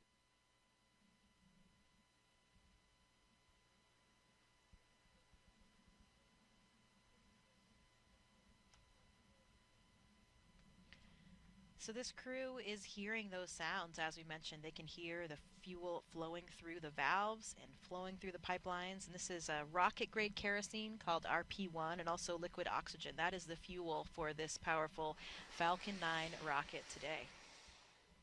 1.8 million pounds of thrust once the rocket takes off. Thanks to our Kennedy Space Center Flight Operations team for these beautiful helicopter shots. Doing a great job. Let's go back now to Hawthorne, California, and join our commentators there.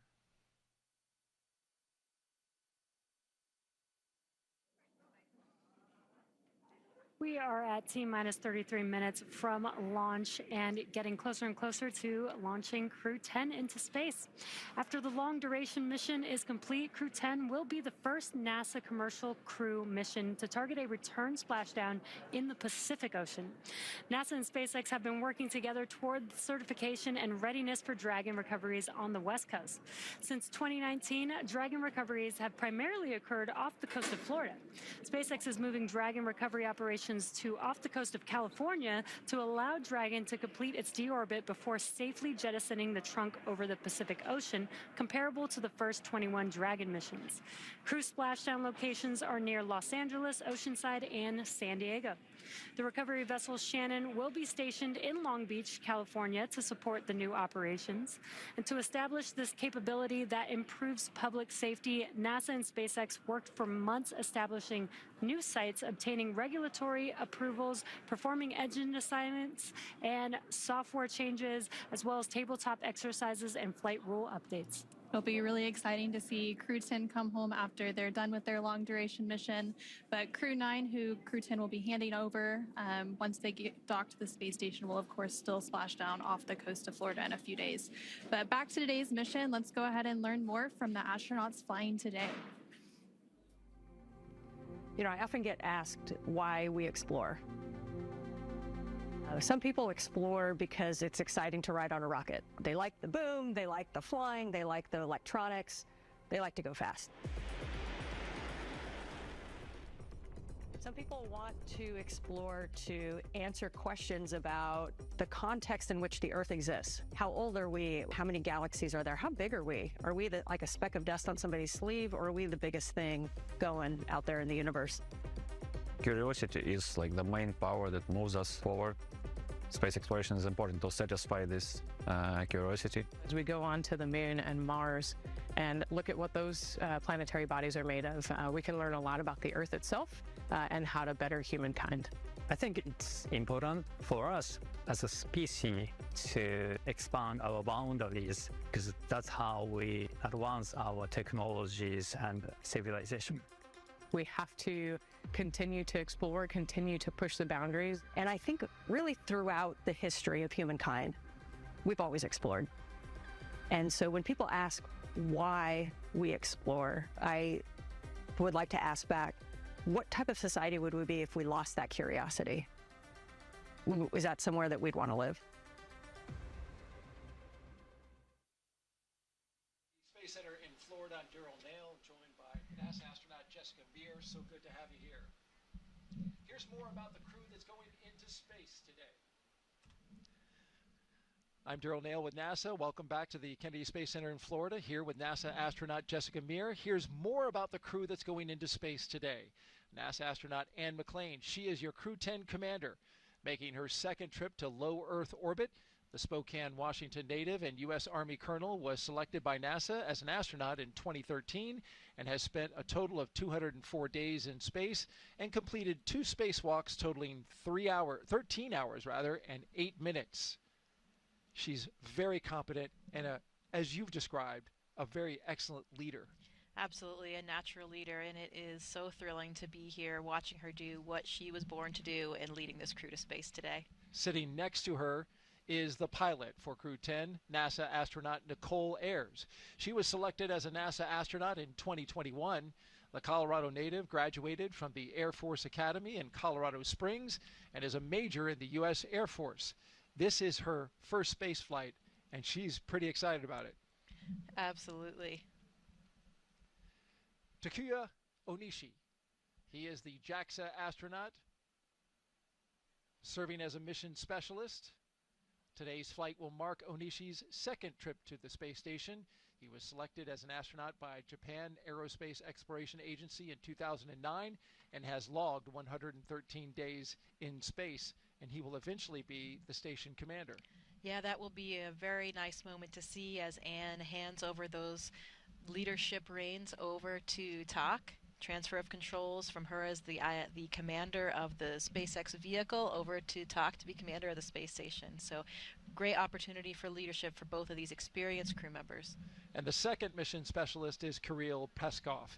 The Roscosmos cosmonaut was selected as a cosmonaut in 2018 and will be also making his first space flight today. This is really the ultimate of Kirill's very curious and adventurous nature. I hear he loves to discover all aspects of and areas of Russia and the U.S. now in his SUV, and he is always exploring, so this will be the ultimate of his exploration today for him and for all of his crew. And all 4 of these crew members are pilots. they speak that common language of aviation. That must be comforting to all of them. I think so, and I think it has brought them closer together as a crew. They can almost read each other's minds, they say. Sometimes, they don't even need words, and they have this shared sentiment, this shared language. It makes them a very synchronous, cohesive crew. And for the past year and a half, that crew has been training diligently to be ready to help conduct science investigations aboard station. The crew will perform biomedical research and technology demonstrations over the 4-month expedition. Commander Anne McClain is participating in the Canadian Space Agency space experiment involving heart health.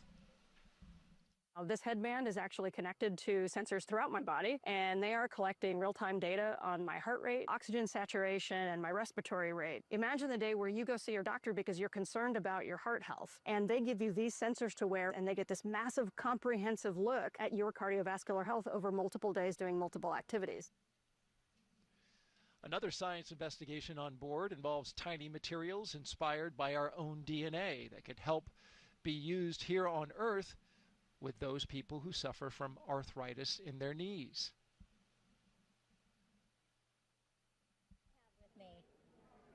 Let's go back now to Megan Cruz, who is standing by with NASA Acting Administrator Janet Petro. Yeah, that's right. Acting administrator since January, and then, of course, before that, center director here at Kennedy since 2021. And how does it feel to be back here to watch another crew launch? Oh, my God. I can't, Megan, tell you how excited I am to be here. And I was here the whole week. We had unfortunately had the scrub on Wednesday, but I cannot explain the feeling of coming back home. I love this center. I love this workforce. I love the mission that we have here at the center. So it was very exciting. In D.C., it's not my normal job jar down here at the Kennedy Space Center being center director where, I had the workforce and the mission. So I'm super excited to be back here and to be able to witness this launch later tonight. Yes, absolutely. Launch is going to happen here shortly. And, I know we've been talking about this a lot in the broadcast that every single member of Crew-10 is a pilonaut. Yes, actually. A pilot, as are you. Did you get to talk to the crew? I see that they've signed your hat. I absolutely did. So I got to see them a couple times. So when they landed at the landing facility here, I got to see them and greet them. And that's where they gave me this hat, which is so cool. I've never gotten a present from a crew before. So Crew-10, hats off to them for giving me, and they did sign it. And then on Tuesday, we got to go what's called Behind the Glass tour and talk to them. They're behind a glass because they're in quarantine, and we got to talk to them and ask them questions and talk to them and just see how they were doing. And so that's pretty special. So I got to talk to all of them, all of those pilots there, and they are super excited, ready to go. Yeah, and speaking of excited, we have NASA astronauts Sunny Williams, Butch Wilmore, Nick Hague, plus Roscosmos cosmonaut Alexander Gorbanov. They're going to come back shortly after Crew-10 arrives on station. During a live press conference from station recently, Butch and Sunny said they're going to miss space. Absolutely, because you got to think about the astronauts. And by the way, last week from Johnson Space Center's Mission Control, I did get to talk to Butch, Sunny, Nick, and a little bit to Don Pettit there, so I got to talk to them as well. But you got to figure they, to be selected and trained and the passion that they have to go to space, for them, it's got to be, this is what they do for a living. This is what they're going to do. And in fact, I would bet they might have some mixed emotions for leaving because, every time you get to go to space, which is what all astronauts want to do, you never know. It might be your last time because you might not be selected for another mission or whatever. So I bet they have mixed emotions leaving their colleagues up there at the space station. I'm sure they're anxious to get home and put their feet on Earth and spend time with their family, but I think that they have enjoyed their time in space. When I said behind the glass to Butch and Sunny a while ago, I asked them, and they had told me that they hope they get to stay a little bit longer than 8 days in space. That was at their behind the glass. Now, I don't know if they meant to stay as long as they got to, but I know that they are a valued member of this expedition crew, and they've done amazing research. They've done spacewalks together. I think Sunny now holds a record for the most amount of time in the vacuum of space. So they have to be very, very proud of what they've accomplished. They were very much integrated as a crew and did a lot of work on the station and research and science experiments, and so yeah, I think they're going to miss space. I think so. Well, Janet, no mixed emotions here. It was great seeing you. I'm going to put this in a jar of memories of today because this was wonderful, and we're about to see lunch. All right, Great thank to you, have you, Megan. Janet. All right, bye-bye. All right, we'll send it back to Daryl and Jessica. All right, thank you both. And just behind them, as you saw in that shot, was the Vehicle Assembly Building, a very iconic building here at NASA, where we recently reached a major milestone in NASA's Artemis program. That's, of course, preparing for the first crewed mission around the moon in over 50 years. Engineers finished stacking the twin solid rocket boosters for Artemis 2. These 177-foot tall boosters will provide most of the 8.8 million pounds of thrust needed to launch 4 astronauts on a 10-day lunar journey. There's a shot of the core stage, which they're starting to work on now. Since November, crews have used a massive crane to lift and assemble those booster segments. They're each packed with avionics and motors that will safely detach after launch. Now, with the completion of that, they're going to focus on the SLS. Artemis 2 will carry NASA astronauts Reed Wiseman, Victor Glover, and Christina Cook, along with Canadian astronaut Jeremy Hansen, on a mission around the moon. So here's Jeremy now with a little more about that.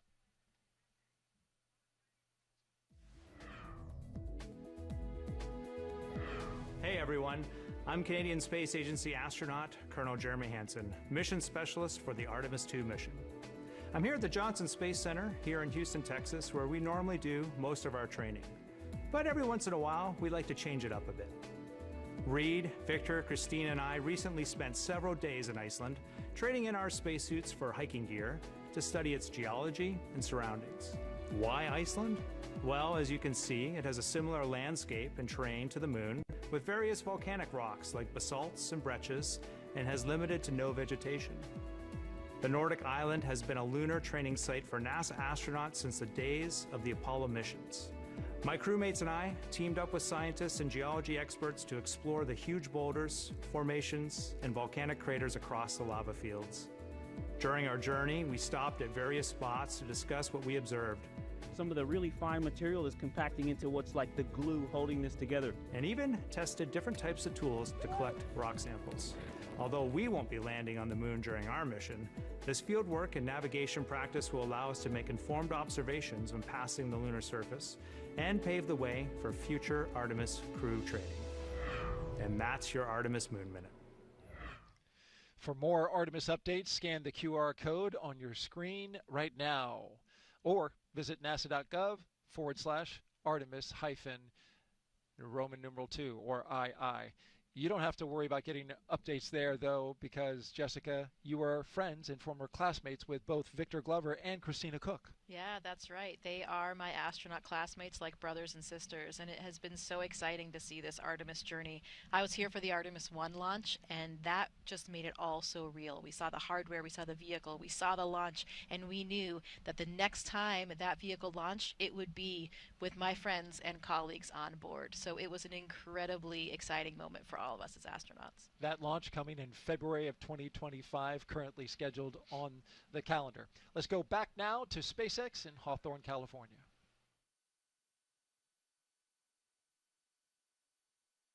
Thanks, Daryl. As we continue to count down, let's take a closer look at the vehicles that will be taking Crew-10 to the International Space Station today.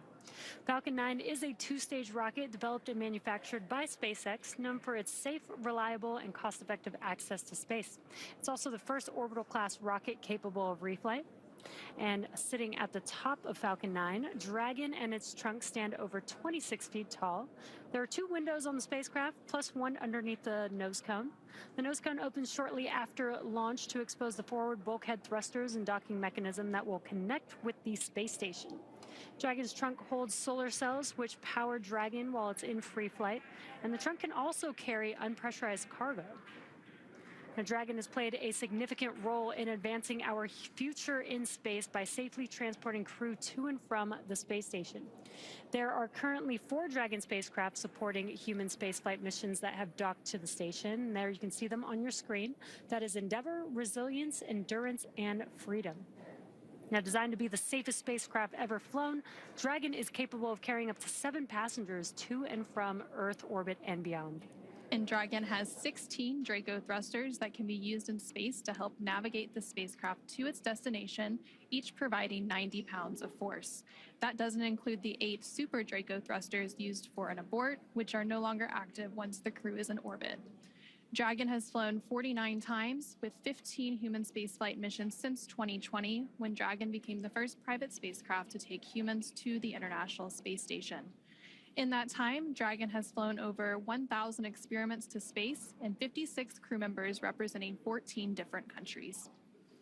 Dragon has proven to be a versatile spacecraft. It can autonomously dock to the space station when outfitted with the International Space Station docking adapter, as it is for today's flight.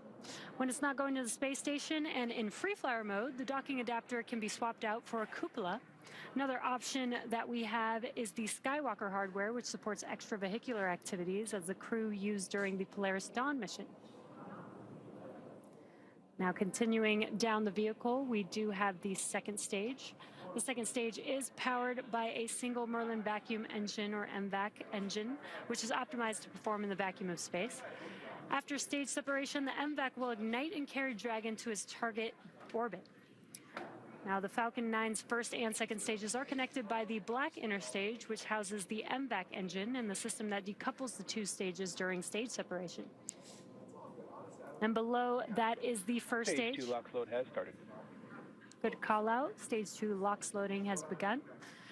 Below that is the first stage, which is powered by 9 Merlin engines. These 9 Merlin engines provide the initial thrust to lift. Dragon SpaceX reporting that we continue to track no issues with Dragon or Falcon proceeding to launch. SpaceX Dragon, copy.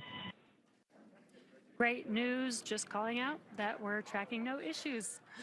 These 9 Merlin engines provide the initial thrust to lift Falcon 9 off of the ground through the lower, thicker parts of the Earth's atmosphere. Now, each of these Merlin 1D engines delivers about 190,000 pounds of thrust at sea level, which gives Falcon 9 a combined 1.7 million pounds of thrust. And after stage separation, stage 1 will return to Earth for recovery and reuse on a future mission using a combination of the Merlin sea level engines and the 4 titanium grid fins located near the top of the booster, which will guide it during its re-entry and landing. The Falcon 9 first stage is also equipped with 4 landing legs that deploy and allow for vertical landing on a drone ship or landing pad. Now today we will be attempting to return the booster to land at landing zone 1. The second stage will power Dragon into its initial low Earth orbit before separating, leaving Dragon to continue its journey to the space station using its own thrusters.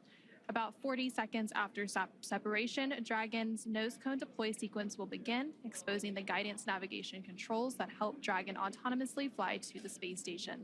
With T0 coming up in just under 15 minutes, our teams are doing a series of system checks to ensure Dragon and Falcon 9 are ready to go.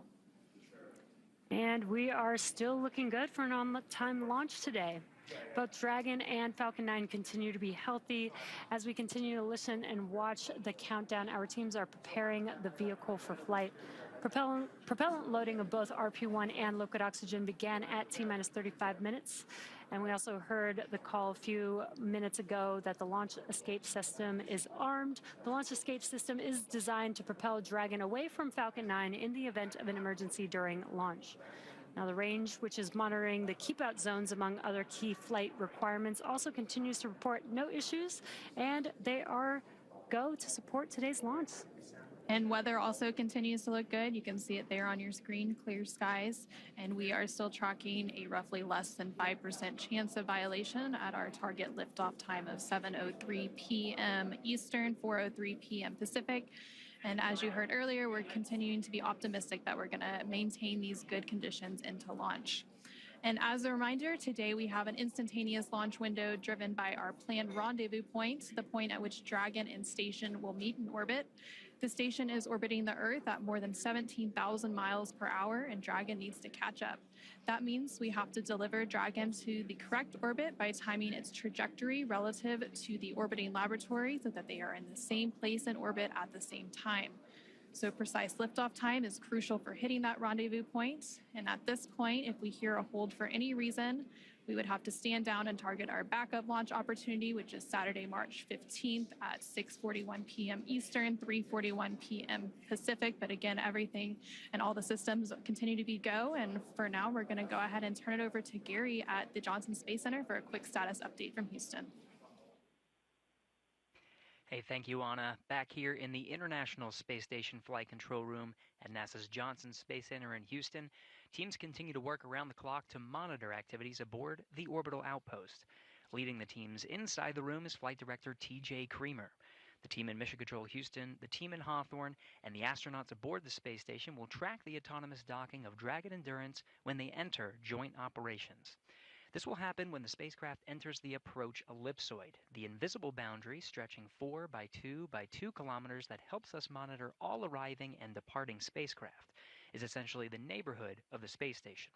Once docked, crew members in both Dragon and aboard the station will perform a series of leak checks, then work to open the spacecraft's hatch for Crew-10 to float into the station and begin their stay. We anticipate that the hatch will be opened about an hour and a half after the docking. When they enter the orbital outpost, Crew-10 will be greeted by the rest of their Expedition 72 crew and will come together for opening remarks. That's all from us here in Mission Control as the anticipation continues to build for launch in under 20 minutes. How's it looking on the Space Coast, Daryl? We're looking great, Gary. Looking fantastic. We've got fantastic weather, 95% go. You see the beautiful shot outside of the pad there, the rocket and the spacecraft. When it launches today, the crew aboard the ISS, the destination for today's launch, will be about 260 miles over top of the west coast of Australia, so too far to see the launch. It's nice to see a rocket go off when you're on the ISS, but unfortunately it won't be the case this time. Oh, yeah, it is a wonderful thing to see when your crewmates are heading towards you. I remember a photograph that Christina Cook took of my Soyuz approaching the station, and one of these incredible opportunities that you could see the outline of the trajectory of the Soyuz as it approached, and it's such a beautiful image. It's a shame they won't be able to see it, but they will be so excited to have their crewmates come on board. And we're about to hear from the crew here before launch. We'll hear from them after launch. It'll be special. They have some important things to say. Oh, absolutely. I am very excited to hear these final thoughts coming from the entire crew right before launch. Okay. All right. With that, we'll send it back to SpaceX in Hawthorne, California.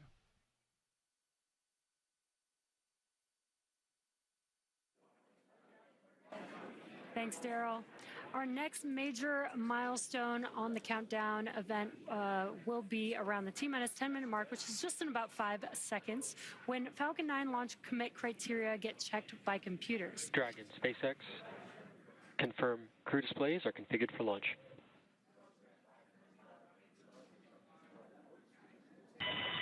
SpaceX Dragon, displays are configured for launch. And with that, this is the pilot, Nichole Ayers. And on behalf of Crew-10, we'd like to say that today we celebrate the countless individuals all over the world that have made this journey possible. To the engineers, instructors, flight controllers, scientists, and leaders who worked tirelessly to get us here, thank you for your dedication to the safety and success of this mission. And a special thank you to our friends and families for your unwavering love and support. This mission is a testament of what humans can achieve when we work together. Go Crew-10!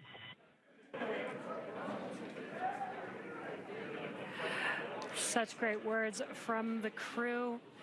Again, and some cheering going on. You can see that on your screen. SpaceX copies. And from the entire SpaceX team here, it's been a pleasure working together to prepare for this mission. And from all of us, good luck, Godspeed, go Crew-10, and enjoy the ride.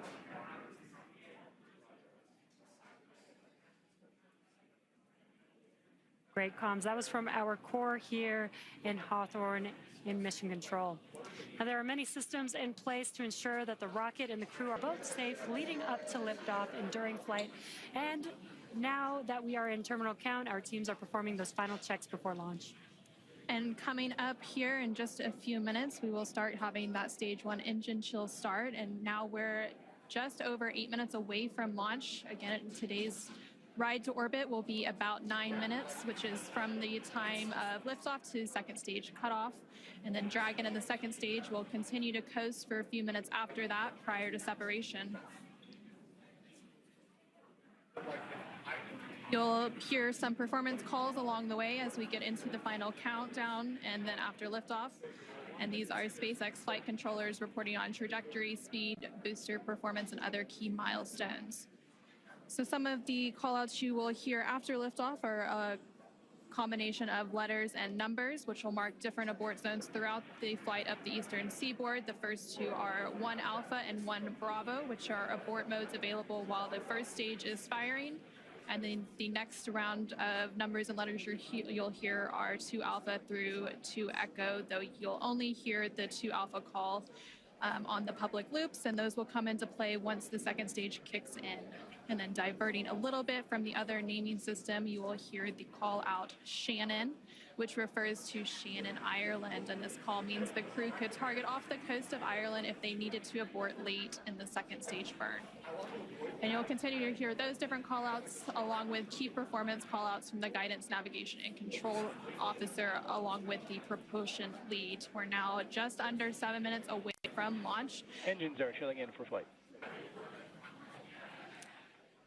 And we just heard that confirmation that the stage 1 engine chill has started. Yeah, exactly. That call out is because we are flowing a little bit of liquid oxygen into the engines. That's to help prepare the vehicle or the engines for the full flow of liquid oxygen into the engines. That makes sure that we don't shock the system at that full flow. Now we are still loading. At liftoff, Falcon 9 is consuming about 700 gallons of fuel per second. So engine chill helps us prevent that thermal shock into the engine. So again, we have passed that T-minus 7 minute mark. Next call out will be stage 1, RP1 loading complete, which we just heard that.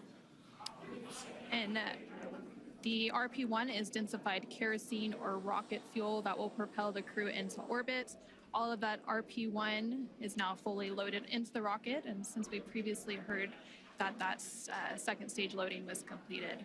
We are still loading the liquid oxygen or LOX onto the first and second stages, and this is the oxidizer needed to combine with the densified kerosene that just finished loading. The RP1 liquid propellant needs an oxidizer to combine with in order to ignite. Coming up in just under 30 seconds at that T-minus 5 minute mark, we will hear the call for Dragon to configure for terminal count and then transition over to internal power.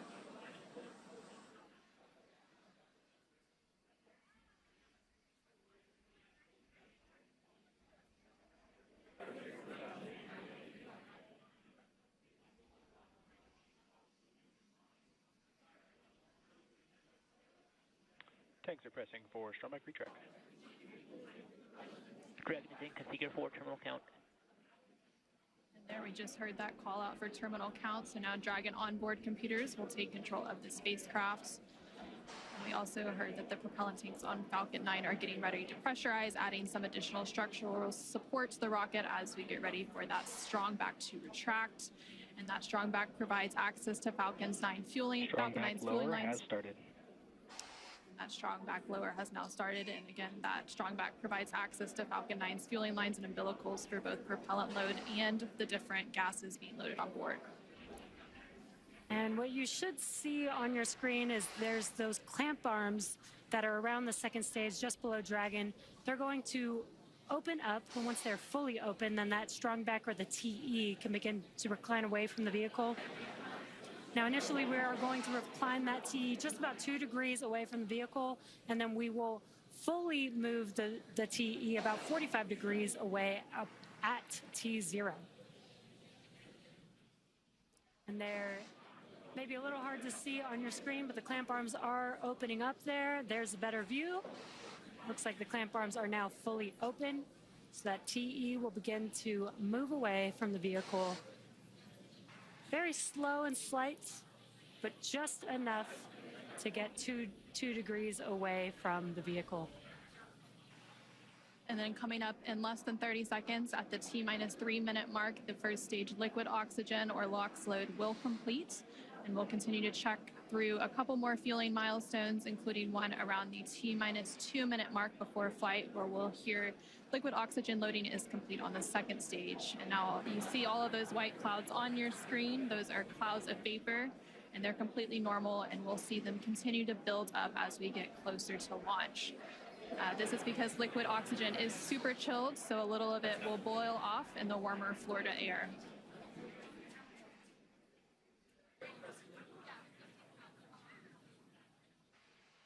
Stage 1, LOX load complete. Great call out there. Stage 1. Count and on.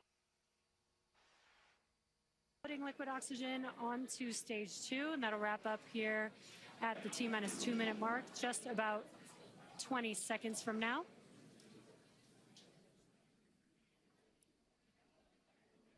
And once we finish propellant loading, that will mean that 1 million pounds of RP1 and liquid oxygen will be loaded onto Falcon 9 here, just under 10 seconds.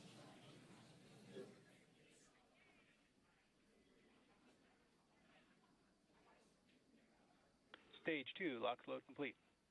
We just heard confirmation that the stage 2 liquid oxygen loading is now complete. We are under 2 minutes away from launch. Gas closeout has also begun. So we're now isolating all of the feed lines for the different gas systems from the Falcon 9 rocket. And those gases will then get vented overboard through umbilicals and the strong back. And you just heard that call out that Dragon is an Ground gas aisle. closeouts, expect loud venting. Well, you can hear that venting now. Obviously, rockets are very loud, and the sound can impart pressure loads back on the rocket itself. The ton of water absorbs and prevents the sound from hitting the structure and reverberating back onto the rocket. And that call out for auto idle puts the rocket in a state the flight computers understand before it takes over, making sure the transition to final countdown is smooth and all the flight computers on board are in sync and configured for launch. Falcon 9 is in startup. And now we just heard that Falcon 9 is in startup. Is in countdown. And in the final countdown, less than a minute to go, and at the time of launch, the space station will be flying 260 statute miles over the west coast of Australia. Dragon, SpaceX. Go for launch. And great call out. SpaceX Dragon Crew-10, copy, go for launch. Great call out that we're go for launch, and we do have a large crowd here in front of Mission Control. T-30 seconds. Waiting to watch Crew-10 take off today.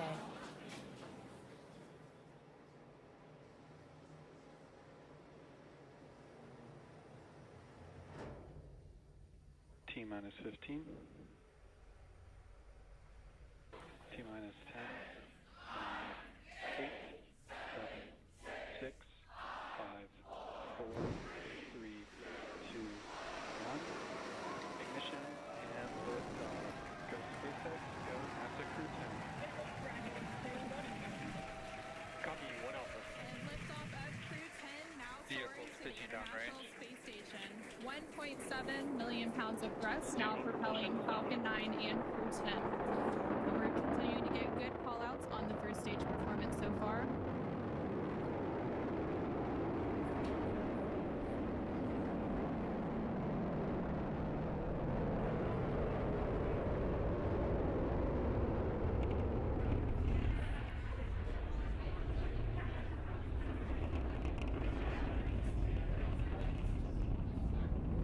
We're now 40 seconds into today's flight. Power and telemetry nominal. Continuing to get good performance call-outs. Throttle down. Yeah, we are throttling down the engines in preparation for Max Q. What great timing that was. We just passed through Max Q. That's the largest structural load that the vehicle will see on ascent. Vehicle supersonic. Stage 1, throttle up. We're now just over 1 minute and 10 seconds into today's flight, traveling at more than 1,400 miles per hour. Stage 1 Bravo. And we just heard that call out for 1 Bravo, which means we're in the second and final abort mode for the first stage, continuing to get good performance. And the crew already pulling over 2 Gs. Next up, we'll have a couple of events happening in rapid succession. Back chill started. First will be that engine chill on the second stage impact engine, which we just heard. And then we'll have MECO, or main engine cutoff, where the 9 engines on the first stage will cut off ahead of the first and second stages. Will be separating from one another. Then the single Merlin vacuum engine on the second stage will ignite and continue to carry Crew-10 to orbit while the first stage begins its journey back to Earth. Now we're just 2 minutes into today's flight. The vehicle is traveling just under 4,000 miles per hour. We're just about 20 seconds away from those events that Anna just mentioned. The 9 Merlin engines will shut down here in just about 10 seconds for MECO, stage separation, and SES-1.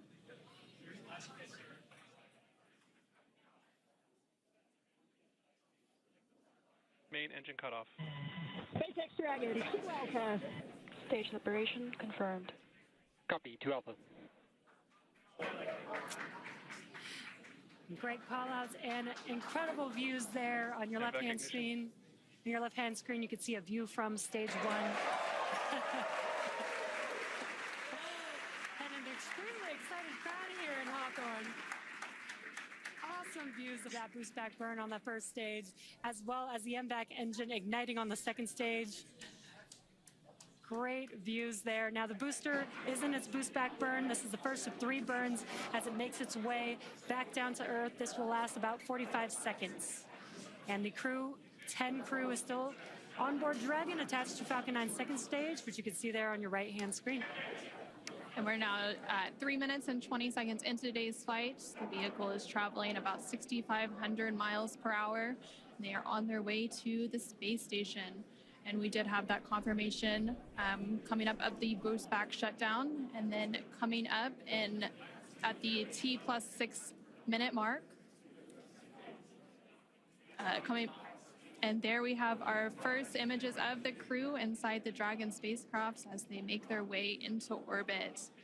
And the crew Dragon, SpaceX, nominal trajectory. continuing to get good call-outs. SpaceX Dragon, copy nominal. The stage 2 continues to be on power with in its firing until we get to that second stage engine cutoff around the 9-minute mark of flight. It's about 5 minutes of flight to go before Dragon will be flying free.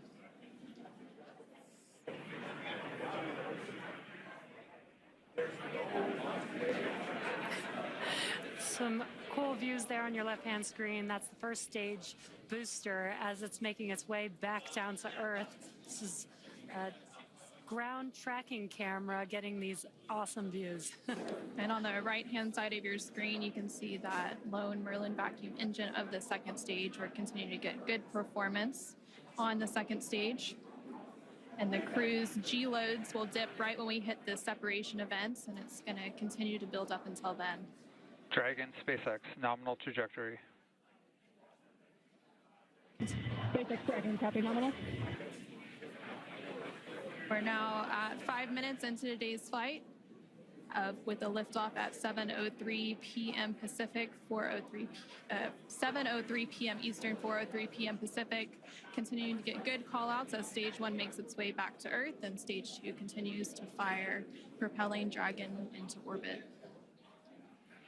If you're just now joining us, the 4 members of Crew-10 launched from Launch Complex 39A at Kennedy Space Center in Florida. And they're currently on board Dragon, still attached to Falcon 9's second stage, which you're seeing there on your right-hand screen. On your left-hand screen, the first stage vehicle is making its way back down to Earth. It already completed the first of 3 burns as the boost back burn, and the next event coming up for that vehicle is going to be the entry burn. Dragon, SpaceX, nominal trajectory. Great call-outs there. That entry burn is coming up. SpaceX Dragon, copy nominal. That entry burn is coming up here in just under 20 seconds. We'll reignite 3 of those 9 Merlin 1D engines to help slow the vehicle down as it makes its way back into the Earth's atmosphere. We're now just over 6 minutes into today's flight as Dragon and the second stage continue traveling at over 12,000 miles per hour, making their way into orbit and on the way to the International Space Station.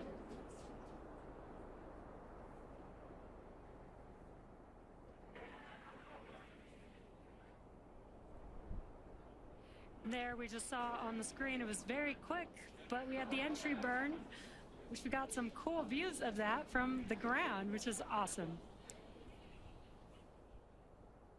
Now the next event coming up will be the landing burn for the first stage. That's coming up here in about 30 seconds. Dragon SpaceX, nominal trajectory. Again, great call outs for SpaceX Dragon, copy nominal. Confirmation there from the crew as they continue to make their way into orbit. Now 7 minutes into today's flight, the first stage making its way back down to Earth and the second stage continuing to fire.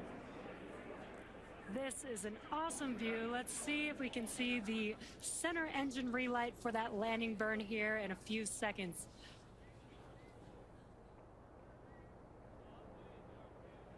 There's that landing burn. Let's watch as Falcon 9 touches down on landing zone 1.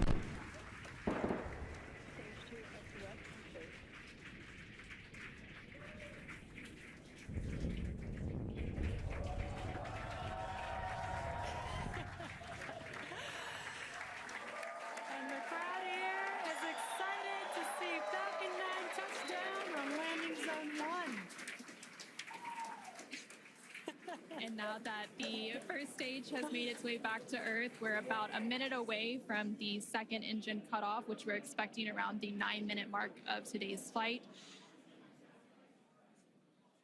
We're continuing to get good call-outs, and Dragon and all of the systems on the vehicle are performing as expected. Just over 8 minutes into today's flight, traveling more than 21,000 miles per hour. Terminal guidance. Hearing good call-outs. We're about 30 seconds away from that second engine cutoff, and then shortly after that, about a minute or so later, we will have orbital insertion. SpaceX Dragon, Shannon. SpaceX copy, Shannon. And that call out there for Shannon, and that is the call out for Shannon, Ireland, which is the final abort stage for the second stage off the coast of Ireland.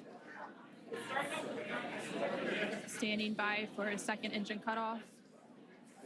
And back shutdown.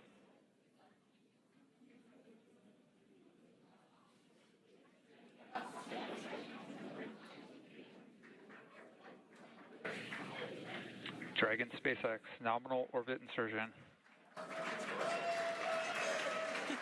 And there we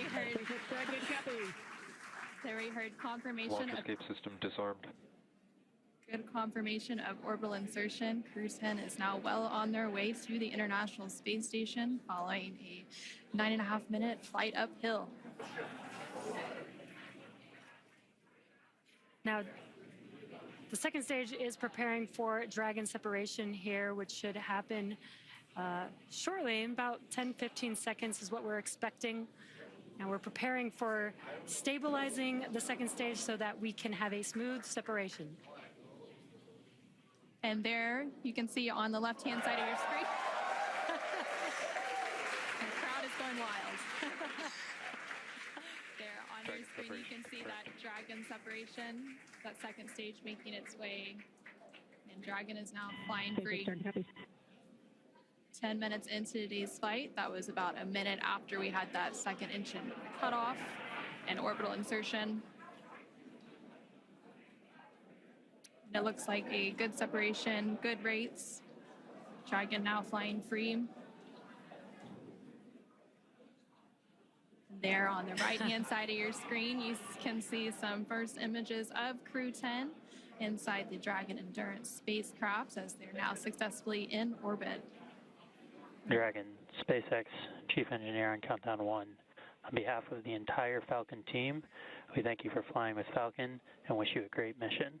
Over to LD. It was an honor flying with you this evening. We wish you well on your journey and give Crew 9 our best. Thank you for flying SpaceX.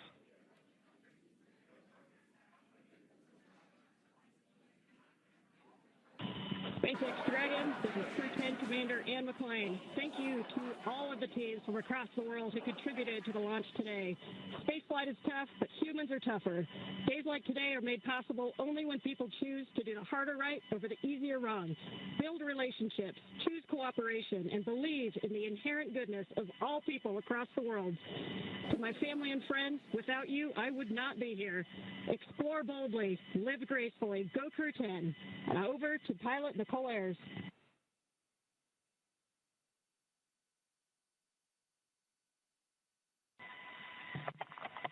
Pilot Nichole Ayers again. We are not the first humans to get to orbit, and we wouldn't be here without the bravery and hard work of those who have paved the way for human spaceflight. We now get the unique perspective of Earth without borders and get to revel in the connectedness of humanity. I would be remiss to not once again acknowledge those who helped me get here to this wonderful view and this perspective, to the teachers, coaches, fellow officers, fellow teammates, Raptor Nation, to my friends and family that encouraged my dreams from the start. Thank you. I wouldn't be here without you.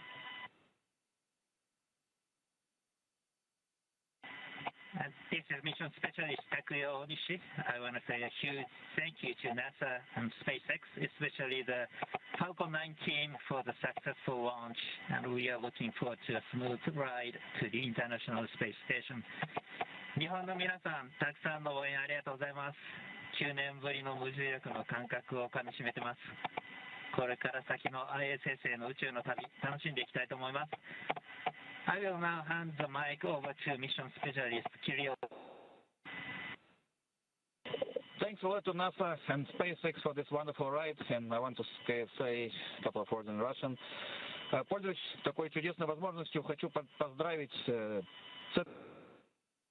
65-летием со дня начала подготовки первого отряда.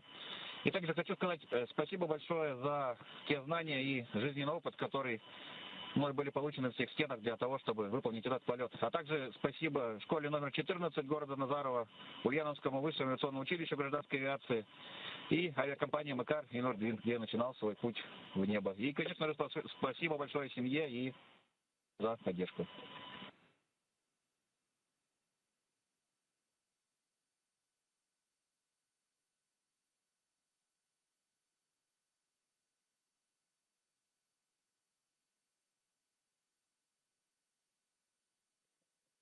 Thank you, Crew-10. At this time, I can report nominal dehumidifier activation and service section Draco checkouts. SpaceX Dragon, copies.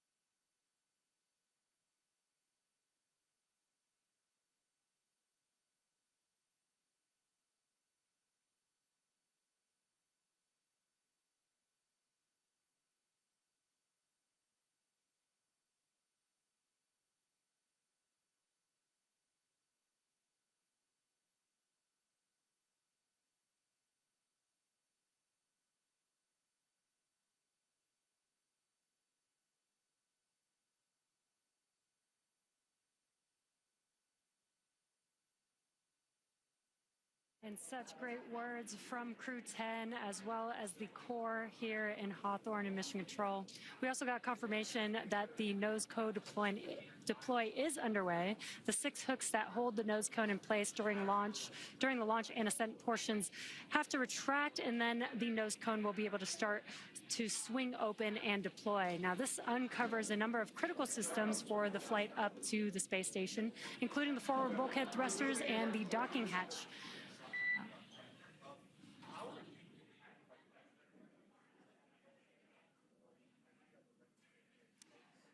Just pausing in case there were going to be any comms. And we did have good confirmation, good checkouts of the 12 Draco thrusters around the service section. Now, 4 4 to go after we get the nose cone open and then the ECLIS, the environmental control and life support system, activated inside of Dragon. Now, soon the crew will be able to get their visors open and get out of their suits and settle in for the ride to the space station. And now we're just waiting for confirmation that the nose cone has fully deployed with all of the hooks open. But just to recap a little bit, we did have a successful liftoff of Crew-10 about 18 minutes ago at 7:03 p.m. Eastern, 4:03 p.m. Pacific. And following an approximately 9-minute ride after liftoff, we had that orbital insertion, and Dragon and Crew-10 were flying free and well on their way to the International Space Station. They now have an approximately a 28-hour journey before they do reach their destination of the space station, and that docking is targeted for tomorrow, March 15th at 8:30 p.m. Pacific, 11:30 p.m. Eastern, to the forward-facing port of the station's Harmony module. Between now and then, Dragon will perform a series of burns as it catches up to the space station, and that first burn will be a phase burn about 30 minutes from now at 4:52 p.m. Pacific, 7:52 p.m. Eastern. And the nose cone is about 75% open at this point. Human spaceflight has come so far in the last 5 years with Dragon. In addition to flying people, SpaceX's Dragon spacecraft also enables researchers the opportunity to fly critical science to orbit. And so far, SpaceX and Dragon have carried over 1,000 research experiments to and from low Earth orbit, both to the International Space Station and on our free flyer missions. From DNA sequencing to 3D printing studies enabled by Dragon and the space station tests Dragon and the space station test a variety of technologies, systems, and materials that will be needed for future long-duration exploration missions. Now, every mission yields critical science and research and learnings that help make life both on Earth and in space better. And flights like today's help us continue to lay this foundation for our future among the stars and continue our mission to make life multiplanetary. Once Crew-10 does arrive to the International Space Station, they will, of course, partake in some additional science and research. They will have over 200 experiments that they will contribute to during their time aboard the International Space Station. Again, we're just standing by for confirmation that that nose cone has fully deployed. And we may also get some additional look inside the cabin of the crew. As we patiently wait for those views, we are trying to see if we can get some views. We were seeing some views from the second stage. This looks like it might be a view from the forward. Dragon SpaceX, nominal nose cone opening and forward bulkhead Draco checkouts. SpaceX Dragon copies and confirm nominal ECLIS activation and go for visors. There we heard confirmation that the nose cone has fully deployed and that the crew is now able to lift their visors. And there, again, we're seeing some views inside the Dragon Endurance spacecraft with Crew-10 on their way to the International Space Station. Affirm, you are go to open visors. Copy. Great calls there. They're go to open visors, which means that shortly they'll also be able to get out of their suits and get comfortable for the entire ride on Dragon to the International Space Station. And from left to right on your screen, there's Roscosmos cosmonaut Kirill Peskov, NASA astronaut Nichole Ayers, NASA astronaut Anne McClain, and then far on the right-hand side of your screen is JAXA astronaut Takuya Onishi. And there you could see that they are in microgravity as their tablets are floating around there. They do have them attached to a little string that helps allow them so that, you know, as they're strapped into their seats, they don't lose their tablets. We're now just over 20 minutes into today's flight following that successful liftoff at 7:03 p.m. Eastern, 4:03 p.m. Pacific. There you're getting an over-the-shoulder view between the commander and pilot, so Anne McClain and Nichole Ayers.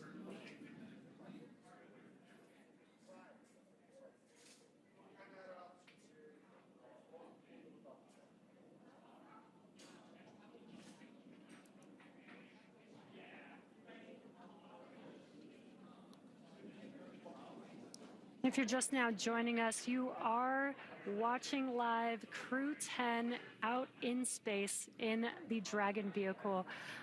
They lifted off from Space Launch Complex 39A at 7:03 p.m. Eastern Time. Dragon SpaceX, there are about 3 minutes remaining in the current ground station pass. At this time, you're welcome to introduce your zero-G indicator. We're using the full crew cam so we can see all 4 crew members right now. All right, copies. Thank you, SpaceX. We'd like to introduce the Crew-10 G indicator. Takuya is holding him up. This is a hand crochet origami crane. The Japanese origami, hand crocheted in the United States, and his name is Drug, which is the Russian name for friend. Origami is the Japanese art of folding paper. This is a nod to the unique and deep cultural traditions from which each of us come. While we're from different parts of the world, we are brought together in this bold endeavor, and we represent all of humanity. The folded paper design was also chosen to represent paper airplanes that we made when we were kids, before we were astronauts, when all we had was a dream. And we looked up at the sky and we wondered, what if? It's a symbol that every big accomplishment starts with a quiet dream, and that dreams do come true when you believe in yourself and you listen only to those who believe in you. Crew-10 believes in all of the dreamers. The flag and the number markings on the crane, there's a number 10 on each of its wings and a flag from each one of our countries on the tail. This is a nod to each of our shared experiences as professional pilots. These patches are arranged to look like an airplane. This is a source of deep pride for our crew, because what pilot doesn't like to talk about the fact that they're a pilot? But this also symbolizes our shared culture as astronauts. In the years of training together, we found we have far more in common than we do different. Our zero-G indicator was handmade by a small business owner in the United States. This represents all the hands which created our entire space program, and this rocket and this capsule that we're flying today. It also represents all of the artists and musicians who inspire people to imagine beyond what they can see. Spaceflight is perhaps the most complex endeavor of our time, but it was built one step at a time, by one person at a time. Finally, the origami crane is the international symbol for peace, hope, and healing. Crew-10 hopes to serve as a beacon of hope, a reminder of what humans can accomplish when we see the goodness in one another and we choose to work together toward a common goal. Today, we are united not through common enemy, but through shared optimism and a basic belief in the goodness of humanity. It is far easier to be enemies than it is to be friends. It's easier to break partnerships and relationships than it is to build them. Spaceflight is hard, and success depends on leaders of character who choose the harder right over the easier wrong, and who build programs, partnerships, and relationships. We explore for the benefit of all. If you want to go fast, go alone. But if you want to go far, then go together. Crew-10 chooses to go together in peace, because you cannot be great without the greatness of others. Go NASA, go Roscosmos, go JAXA, and go Crew-10.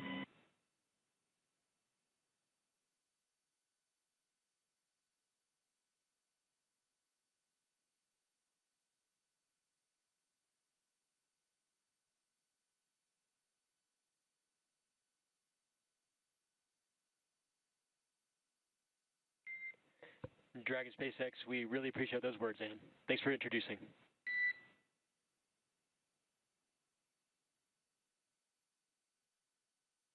From NASA astronaut and the Crew-10 commander, Anne McClain. And again, Crew-10 comprised of McClain along with NASA astronaut Nichole Ayers and JAXA astronaut Takuya Onishi along with Roscosmos cosmonaut Kirill Peskov are now safely in orbit following an approximately 9-minute ride after a liftoff at 4:03 p.m. Pacific, 7:03 p.m. Eastern from NASA's Kennedy Space Center in Florida. The crew now has an approximately 28-hour journey ahead of them before they reach their destination, the International Space Station. Again, docking is targeted for tomorrow, March 15th at 8:30 p.m. Pacific, 11:30 p.m. Eastern to the forward-facing port of the station's Harmony module. Between now and then, Dragon will perform a series of burns to catch up with the space station, and that first burn will be taking place around 4:52 p.m. Pacific, 7:52 p.m. Eastern today. And those were some great words about the zero-G indicator. Very incredible. Human spaceflight has come so far in the last 5 years with Dragon. In addition to flying people, SpaceX's Dragon spacecraft also enables researchers the opportunity to fly critical science to orbit. Now, so far, SpaceX and Dragon have carried over 1,000 research experiments to and from low Earth orbit, both to the International Space Station and on our free flyer missions. From DNA sequencing to 3D printing, studies enabled by Dragon and the space station test a variety of technologies, systems, and materials that will be needed for future long-duration exploration missions. Every mission yields critical research and learnings that help make life both on Earth and in space better. And flights like today's help us continue to lay the foundation for our future among the stars and continue our mission to make life multiplanetary. Now, we'll be signing off from SpaceX for now, so we're going to send it back to NASA. But before we go, we want to thank NASA for entrusting us with today's mission, and thank you all for being here with us today. And with that, we're going to end our coverage from Hawthorne until we pick back up with our docking coverage in about 26 hours at 6:45 p.m. Pacific, 9:45 p.m. Eastern tomorrow, March 15th, for that targeted docking to the International Space Station at 8:30 p.m. Pacific, 11:30 p.m. Eastern. So for now, thank you for joining us, and back over to you, Jessica and Daryl at the Kennedy Space Center to wrap up today's coverage. And welcome back to the Kennedy Space Center in Florida, where we just watched Crew-10 lift off from Launch Pad 39A. The crew is now en route to the International Space Station. I'm Daryl Nail. This is NASA astronaut Jessica Meir, who just watched one of her close friends and many friends, Crew-10, go up into space. And I'm wondering what that moment was like for you. Well, I will tell you, it is a moment that you never forget. I am so excited right now sitting here thinking especially of Nichole and Kirill, because that first time experiencing prolonged weightlessness is something that they will never forget, and they will be talking about it for years and years for the rest of their lives, just like I recounted my stories here tonight. Those words were all so inspirational as well. I love how they unveiled their droog, their origami crane. It really hit on so many important themes tonight, talking about this Japanese art of folding paper, really combining all of the cultures of their crew, the name being a Russian name meaning friend, the origami crane for Japanese culture, all of the flags on the crane handmade by a small business in the U.S. It really highlights so many important elements that I know are so important to the crew and to all of us at NASA and all of the space agencies. Ideally, really in summary, highlighting the representation of peace, of hope, and of healing, and that we are all truly stronger when we work together. So thank you, Anne. Thank you, Crew-10, for those incredible words. I think that there's a lesson there for all of us tonight. We are exploring for the benefit of all. And Crew-10 believes in all dreamers. Thank you for highlighting the words of Commander Anne McClain as well. Crew-10 will become part of Expedition 73, briefly with 72, but then 73 when they arrive on the space station.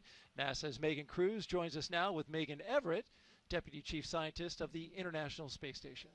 That's right, two Megans here, and I want to talk to you about, we obviously have another crew en route to the space station. How is the research that's done on the ISS different from other research at NASA? Yes, well, first, thank you for having me. It's always my pleasure, and very grateful to get to talk about science in space. And so, like you said, the space station is a national laboratory, and it allows us to look at things in microgravity for extended periods of time. We can put things on the outside of the space station where they experience extreme temperature changes and exposure to radiation in that extreme environment. And we also get these very unique perspectives of the Earth's surface.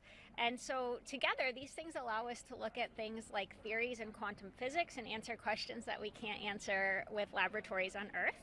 We can look at human health and how that we can get astronauts to explore beyond low Earth orbit, as well as promote human health and answer questions related to diseases that we can't do on Earth. And it also allows us to expand commercialization in low Earth orbit by some of our in-space manufacturing. And in addition to this, it's just this really cool collaboration of international partners and scientific cooperation that we see on the space station. Yeah, obviously a unique platform, and we do all that we can to really utilize it. So how does what we learn on the space station help us here on Earth? Can you give us some examples about that? Yes, I love that question because one of NASA's big mission objectives is to figure out how we can do science in space to promote human health here on Earth. And one of the things we've been really successful with on ISS is looking at stem cell research and organelles and how those relate to specific diseases like cancer. And we also look at protein crystallization, and so we can grow very uniform crystals in space better than we can on Earth. And these crystals are really important in pharmaceutical drug development. So together we can look at disease progression and how we can better treat those diseases with new pharmaceuticals in space. That's great. You did also mention human health and researching, what it could mean if we go farther and farther into the universe. How are we doing on that research? What are we learning? So we've used ISS as a test bed for exploration beyond low Earth orbit for a long time, and we continue to use that, and we will all the way through end of station. And some of the specific things that we look at are how the human responds to long duration exposure to gravity. So we look at exercise countermeasures, at how we can maintain muscle and bone strength. We look at things like food systems for how we keep crew healthy for long periods of time.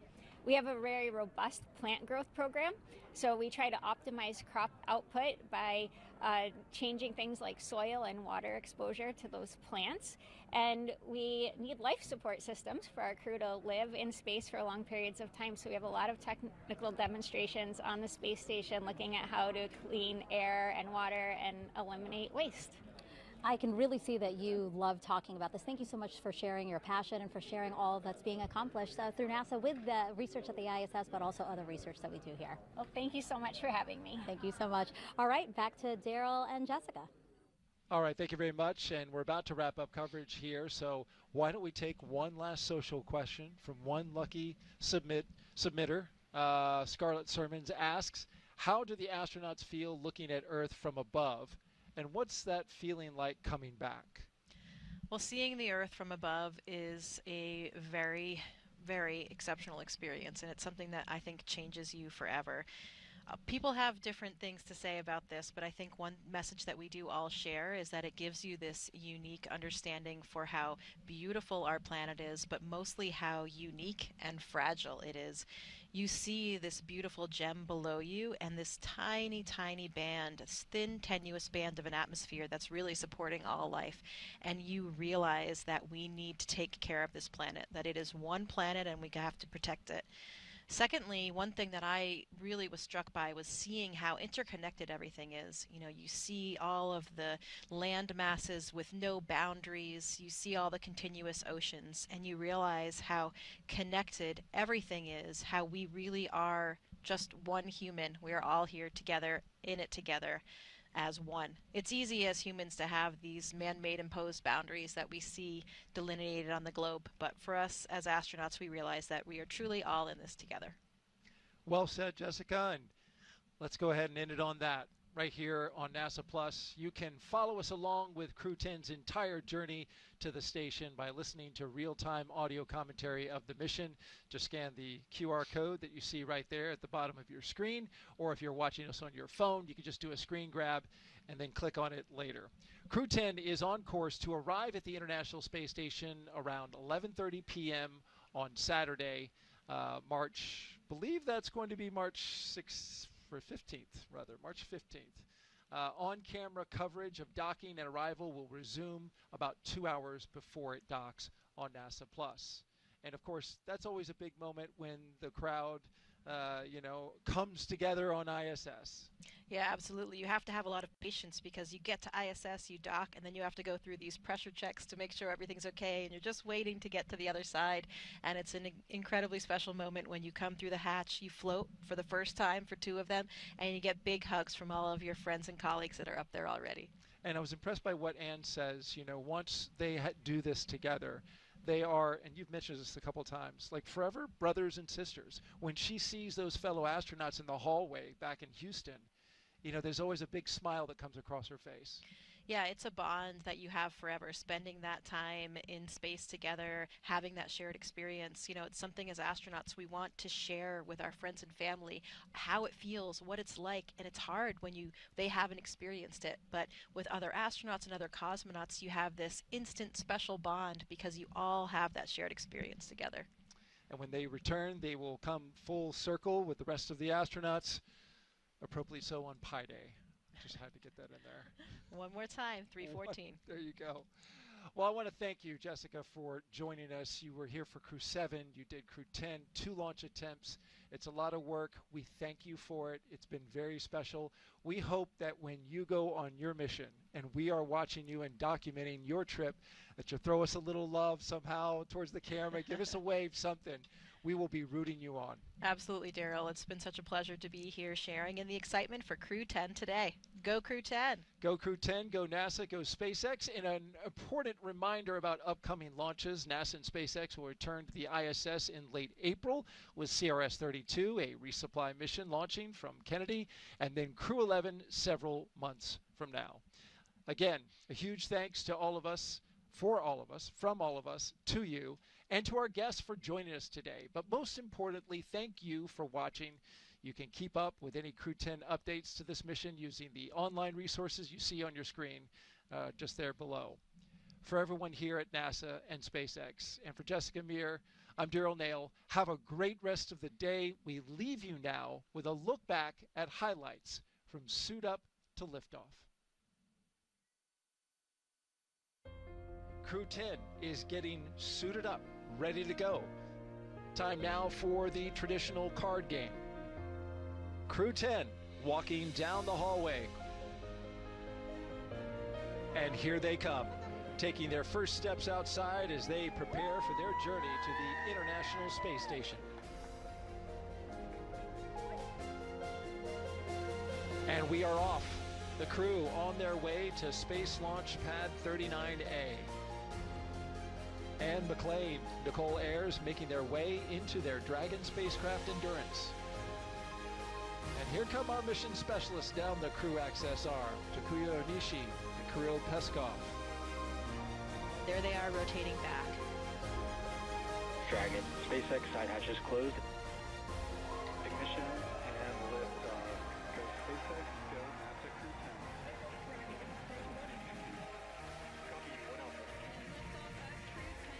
Vehicles busy downrange. Space station. 1.7 million pounds of thrust now propelling Falcon 9 and Crew 10. And we're continuing to get good call-outs on the first stage performance so far.